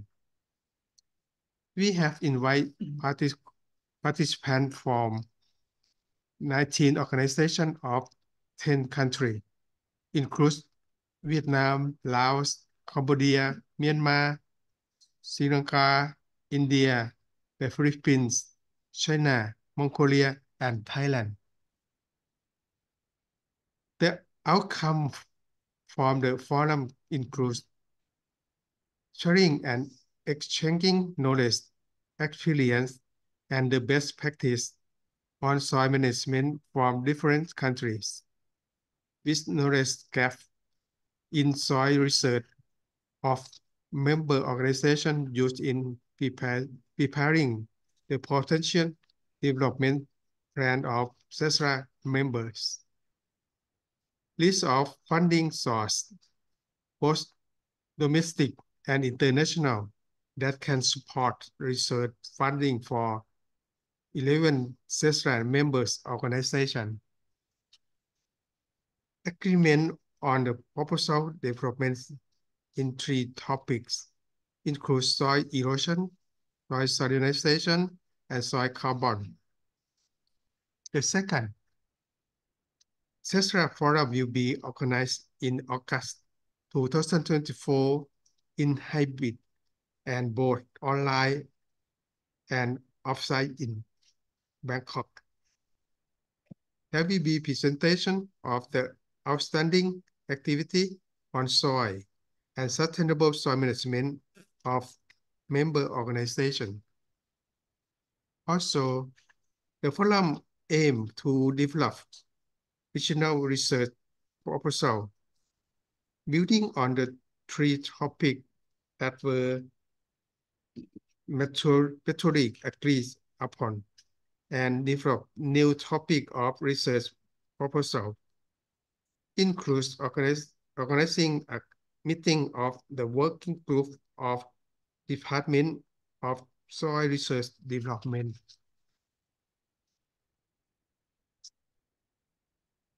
Next is an attribute of SSM database on SESRA website. As we announced in the last ASP meeting that we would like to encourage ASP member countries to share your SSM practice to be public on SESRA website so that our member can learn from each other. Recently, with financial support from Thailand, a sharing platform was created and it is now ready to receive input from our members. In order to create an interactive SSM database from Asian region, the SSM template has been developed and will be circulated to members to submit information every soon. This information will be received and certified by the technical commentary before public on the website. To make this happen, SESRA would like to invite our members to provide inputs and upload its information to this database. Another source of SSM and SLM is WCAT database. As many countries in this region have already shared their information into WCAT database. This refers to webinar series on Asian Knowledge Hub on Sustainable Soil and Land Management organizing by FAO-Lab on 17 to 18 October 2023. At that time, WCAT presented WCAT database on best practice where countries can share SSM and SLM best practice to the database for author to review. Since then, SESRA has been discussing with FAO-Lab and WCAT to attribute the hyperactive link in the SESRA website where ASP members could access the link and share SSM and SLM best practice with WCAT via SESRA Hub. If this regard, we will communicate with WCAT and find solution for SESRA and members to share information and knowledge through this link. Another mandate of SESRA is to support capacity building among members. Last year, Department of Soil Information and Training of SESRA achieved an online platform for knowledge sharing and capacity building among members via SESRA website. There are two e-training courses that have already been planned. The first course is development of diagnostic skill of soil limitation for sustainable agriculture. This course is for beginners who have had experience on soil. They will learn about the soil limitation and quality and some simplified technique for soil quality diagnostic. The second course is thriving soil and thriving Asia, combating soil disease with regenerative practice. This focus on soil trees in Asia, includes soil erosion, nutrient imbalance, and soil salinity.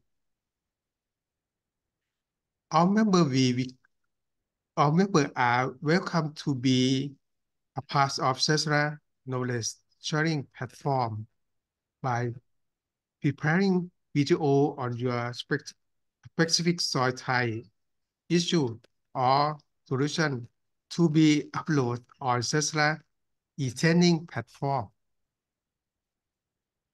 Please make sure that your video are professional looking with high resolution of 770 pixel, clear picture with proper lighting, and use microphone for a clear sound. Your video should not be longer than 10 minutes. Please feel free to share your knowledge with us. The SAT will also invite working group members to meet and discuss on an action plan for capacity building on soil during June to July 2024. That's all our update on CESRA activity. Once again, Thank you. Once again, I would like to encourage everyone to work together to join hands to move forward CESRA to the success. Thank you very much. Thank you very much, Director Anuwat. I think that you mentioned very important points in your presentation. Just to recall on some of them, by the end of today, I will send an email to all national focal points and partners to candidate, if they wish to the position of member of the technical committee in CESRA. And I would also like to invite them to extend this invitation to candidate to other members of their network. We are really looking forward for CESRA to establish their technical committee. Lastly, I would also like to invite them to submit applications or like expression of interest to prepare e-learning videos to be uploaded on the CESRA website.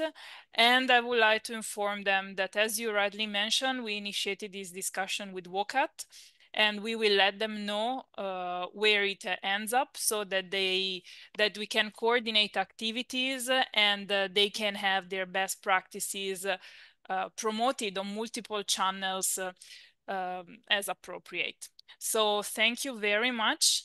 I would like to open the discussion for 5 minutes on CESRA and ask participants if they have any suggestion on how we can improve CESRA work, or what they would like CESRA to do in addition to what the center is already doing.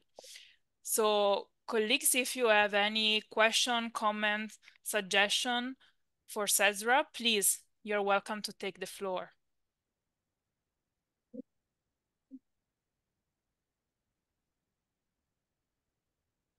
Otherwise, we will follow up by email, as I just said. I only see comments of appreciation in the chat.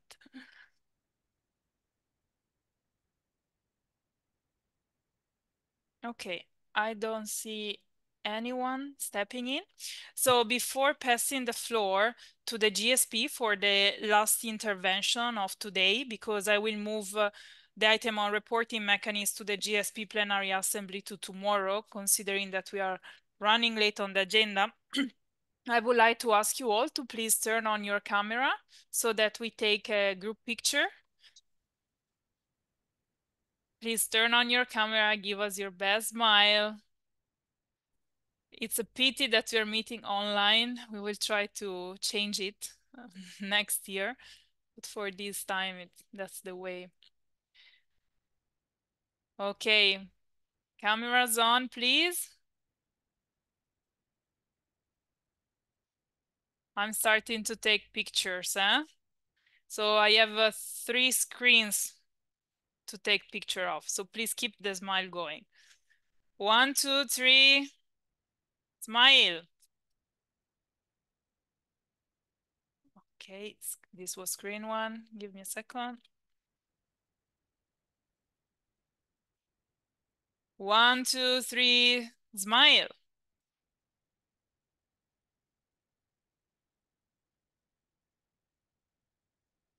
Okay.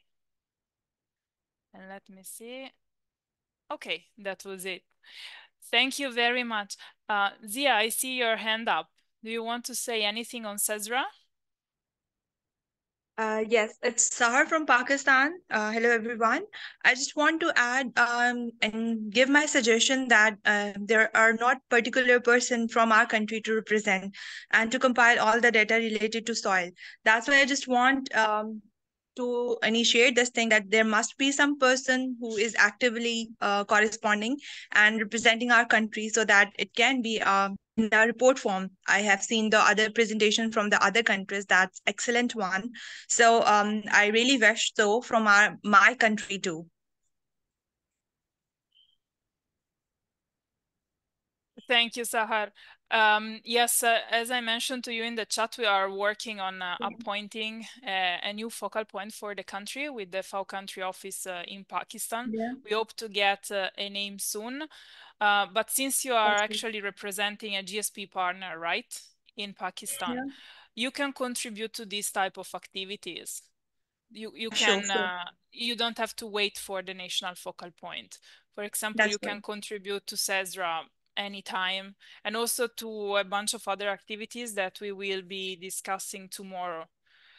The national Okay, focal that's good. point, it's really needed when, for example, official data or official contribution from the government are required. Yeah, that's great. That's Maybe great. Thank you. Sergius will tell you more in his presentation that is coming next. Thank you. Thanks. Fosia?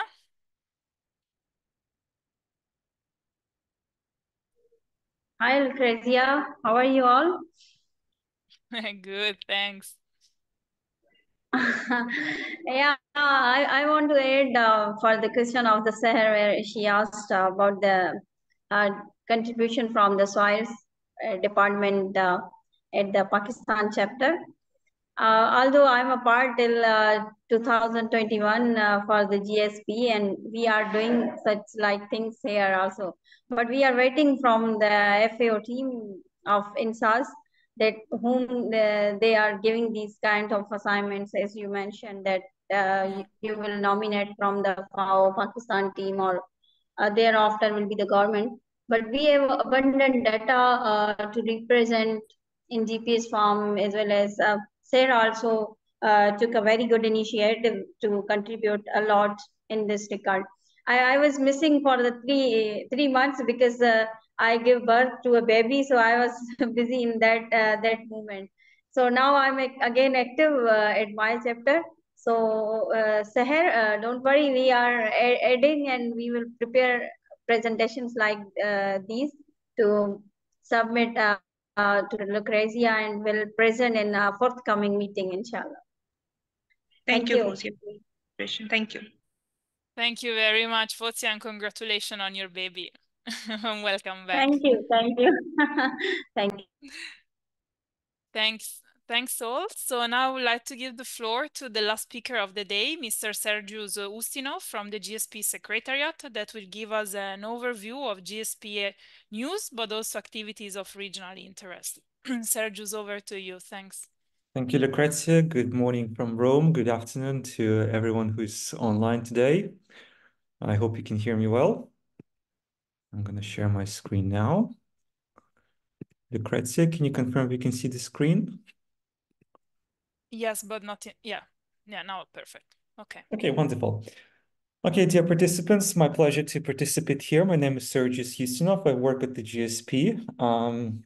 Myself, I'm a soil pollution specialist, and today I represent the GSP and as well replacing our Land and Water Officer, Natalia Rodriguez Eugenio, who couldn't participate.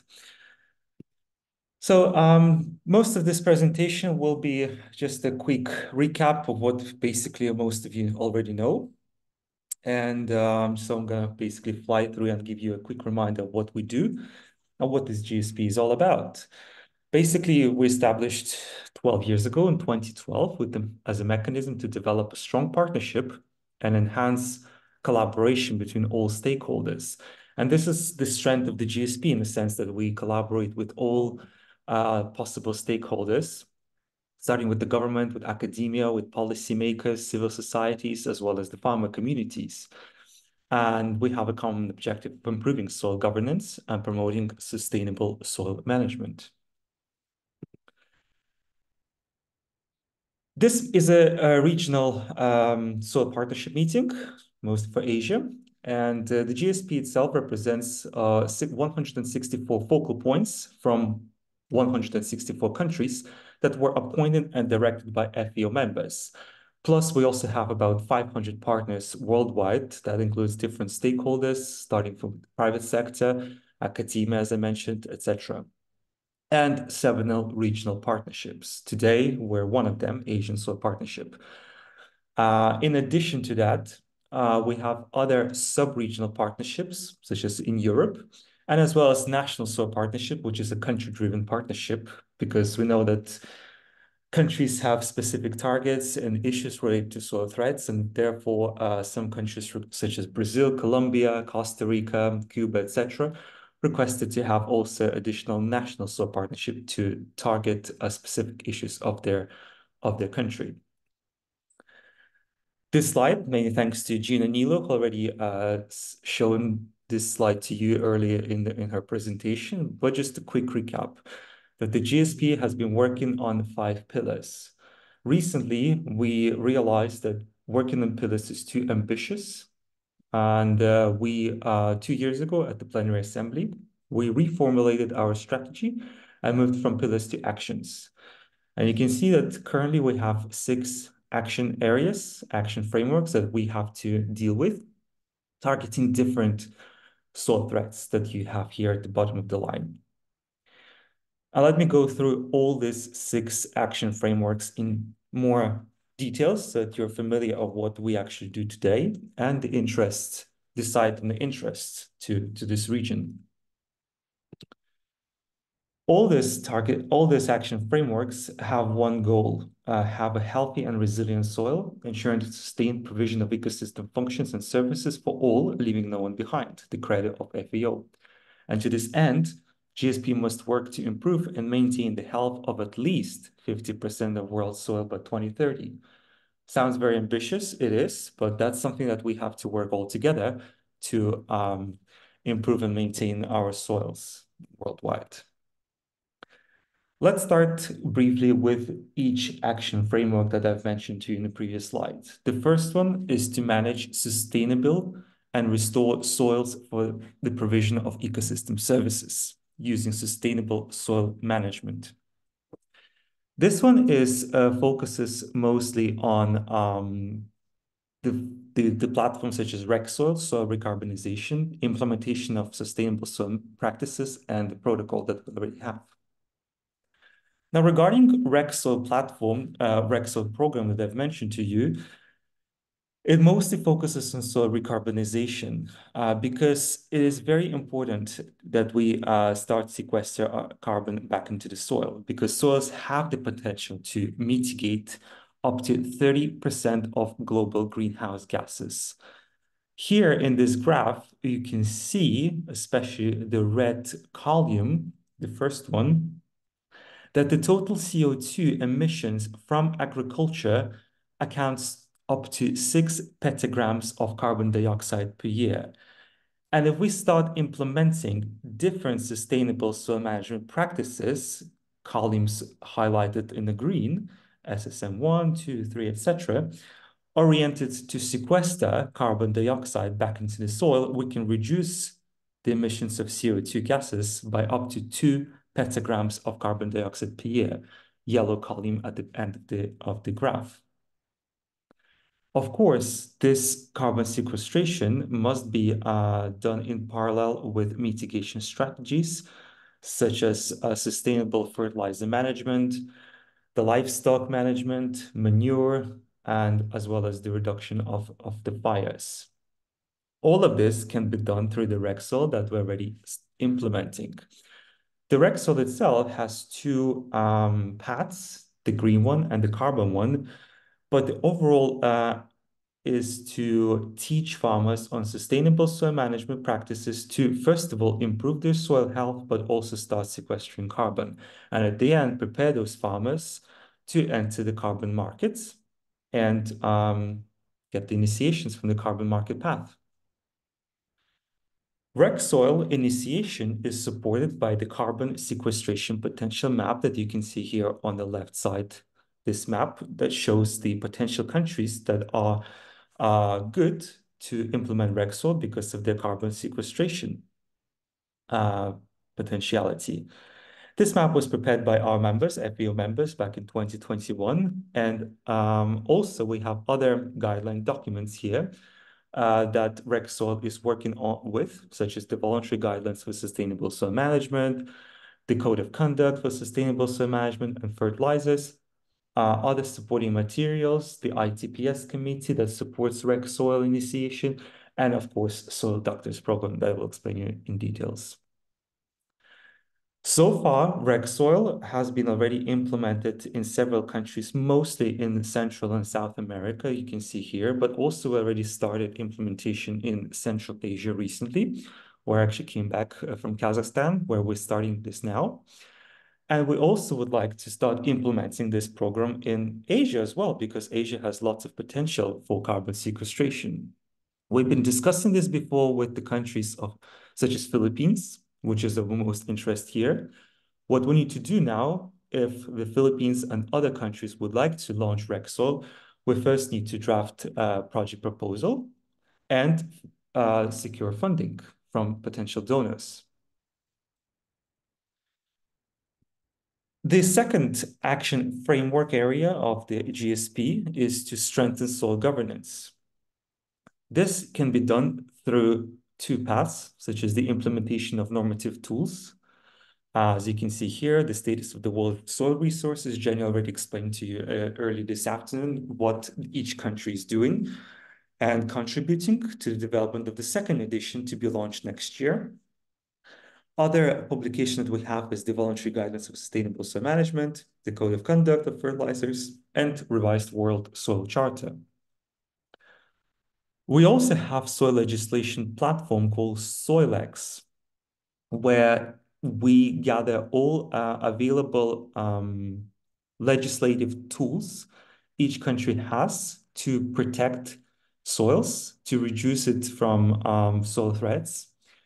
And SoilX shows that only 17 countries have a systematic national regulations as of today, which is not even 10% of the world countries that are within FAO. It means that we need to step in and help countries to plan soil legislations in order to protect our soils. For example, again, since I came back from Kazakhstan recently, Kazakhstan approached us and said that they would like FAO to step in and help them develop soil protection law. European Union already doing this, which is called Soil Directive Law to protect soil health and from the soil degradation. And we would like to see this tendency growing to other countries, including Asia. If you have your soil legislations in the country in place, please, we encourage you to help us improve SoilX or review SoilX. The third action area that we have is to promote knowledge and literacy on soil. Now, of course, this is where our global soil doctors came into a farmer-to-farmer training initiation that is implemented by local promoters on a voluntary basis. I don't have to explain to you what a soil doctor is because Asia is the most advanced one in soil doctors. Thailand is one of the first countries launched soil doctors, and we were inspired by Thailand to launch something similar within the GSP. Over the last few years, when the soil doctors was launched, we already succeeded in training more than 1,000 farmers on sustainable soil management practices, as well as on different soil threats, going into the field and directly working with them. These are some nice pictures that we received from Lawa PDR from last year, where we launched Soil Doctors program, focusing on visual assessment of the soil health, as well as teaching people in local communities on implementing sustainable soil management. Other countries that we have implemented soil doctors already, including Bangladesh, and we're looking forward to launch this soil doctors program in other countries such as Philippines, Cambodia, Vietnam, and more. One of the most important publication also that we have launched last year is the Global Gender Equality on Sustainable Soil Management. Because gender balance is something very important we have to consider, not only the female, but also the youth, underrepresented, the indigenous communities. All of this must be addressed properly. And we highlighted all these action activities that needs to be improved for the gender balance in this guideline publication that was launched last year. Moving on to activity number 4 is to promote awareness raising and advocacy on soil health. Well, this can be only done through communication, organization of activities, and of course, the World Soil Day that we have annually on December the 5th. You can see here in this graph at the top that number of events that we have at the World Soil Day is growing constantly. And we're looking forward to this year. And I know, Lucrezia, I think we have World Soil Day to be launched this year in Bangkok. So with GSP is very eager to this event later the year. The 5th one is one of the most important is we can formulate this as to assess, mapping, monitoring soil health in a harmonized way. This action framework can be broken down into 2 activities. The first one is through harmonization procedures, trainings soil laboratories on how to perform soil analysis and developing standard operating procedures.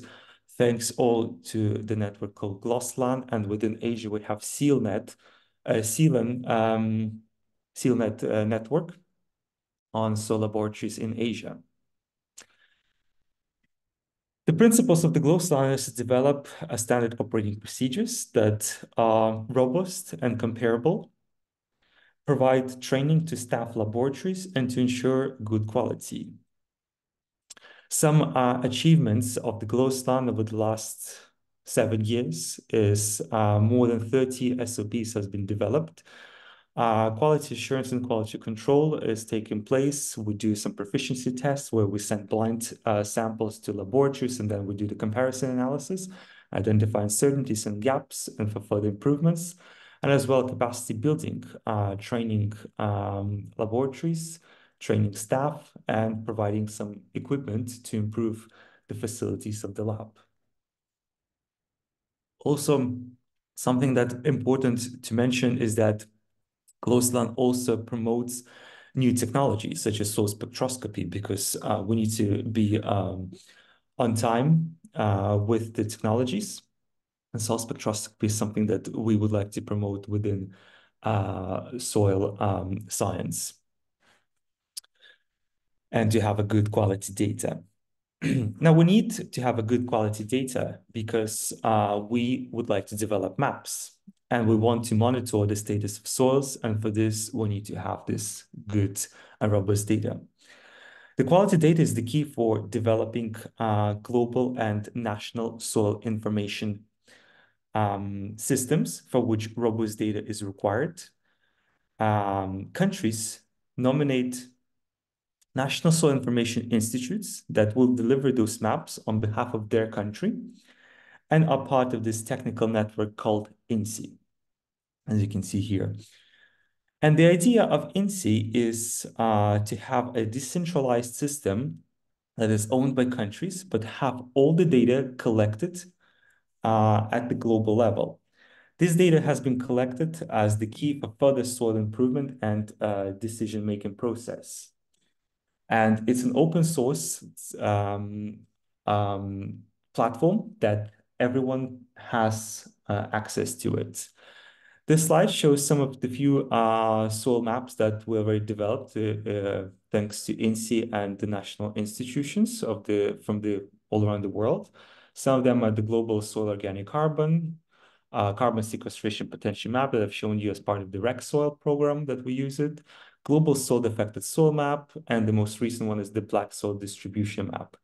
Right now, INSEE and national soil institutions are working on developing soil nutrient and nutrient budget maps, and as well as global soil erosion map.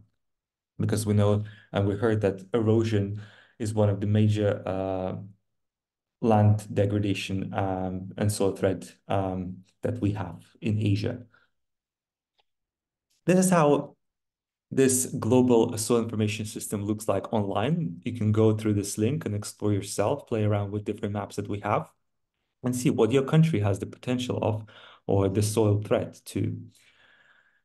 It's not only enough to develop these platforms, but we also need to train experts from all around the world. So far that we have trained more than 5,000 experts on using digital soil mapping and soil lab procedures, and equipped more than a lot of labs in 18 countries so far. This shows the countries that were already trained on using global soil information system, and in the pipeline we have lots of countries to train and teach on. In Asia, we have Bangladesh, Bhutan, Laos, Mongolia, Myanmar, Nepal, Philippines, Sri Lanka, Vietnam, etc., Indonesia, Thailand to train on. And last action framework that we have is our technical networks. Before we approach different soil threats that we have through global symposium that we organize, but in addition to that, we decided that we need to have some technical networks where we gather all these experts that were identified in these working groups of the networks and address different soil threats that we have. So far, we have 5 technical networks, such as the black soil, the fertilizer network, the soil-affected soils, the pollution one, and the biodiversity network.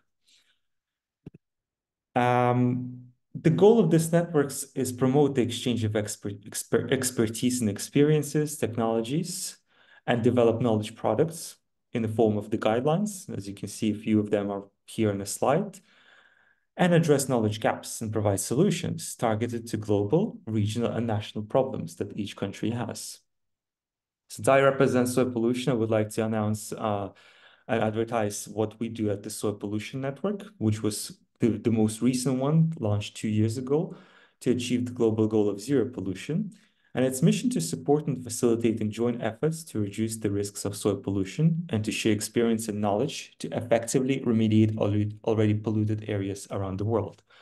If you're not still part of the pollution network and you're unaware of what we're doing, I encourage you to grab your smartphones and scan this QR code to register your email, so to be up to date on all the activities we do. So far, we decided we cannot tackle all contaminants, and therefore we prioritized contaminants on soil for heavy metals, pesticides, and plastic. These are the 3 contaminants in the soil that we're focusing now, assessing them, monitoring techniques established, and remediation strategies designed on heavy metals, pesticides, and plastic. This is how we operate through 4 different working groups. As I said, assessment, monitoring, remediation, and food safety and food security, in a sense, how different contaminants possess different risks to food security. And of course, it's operated through the steering committee that we have, and through different activities each working group has.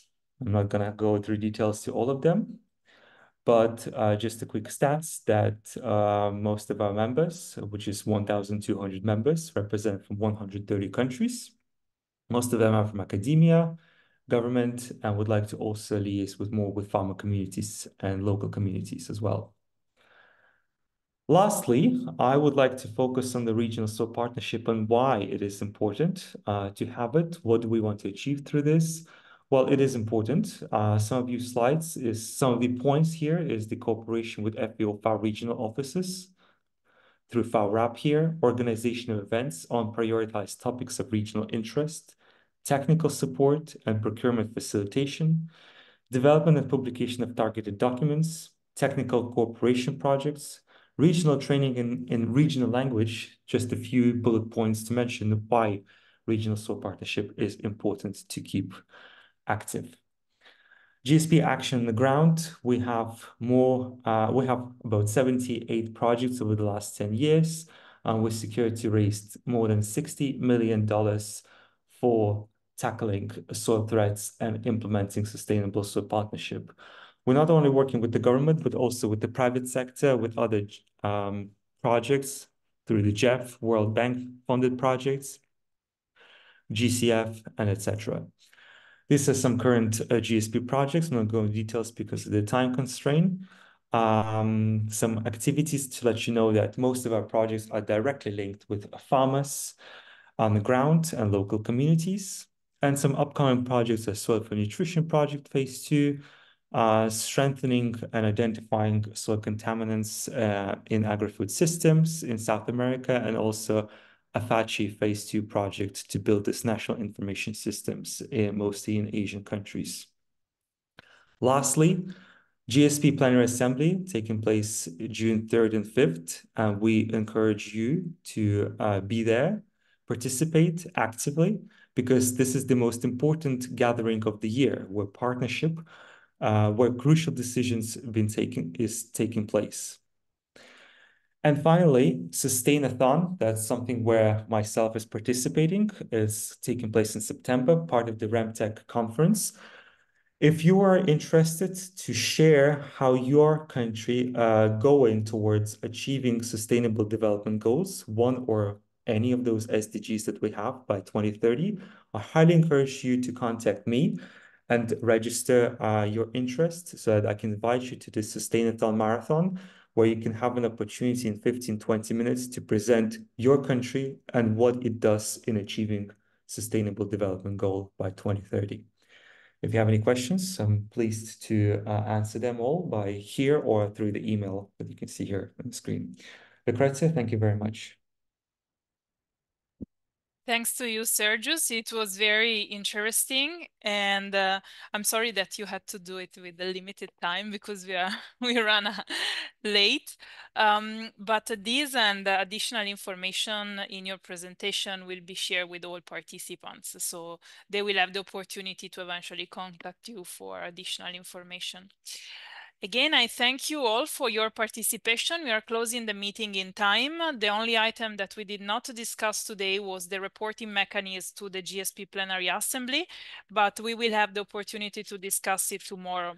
So as you could see, today was more about informative items. Tomorrow, it's really about decision making. So I'm kindly asking you to keep your enthusiasm and support up and join us for the discussion tomorrow at the same time. So we start at 10 a.m. sharp GMT +7, which is the time that we have in Bangkok.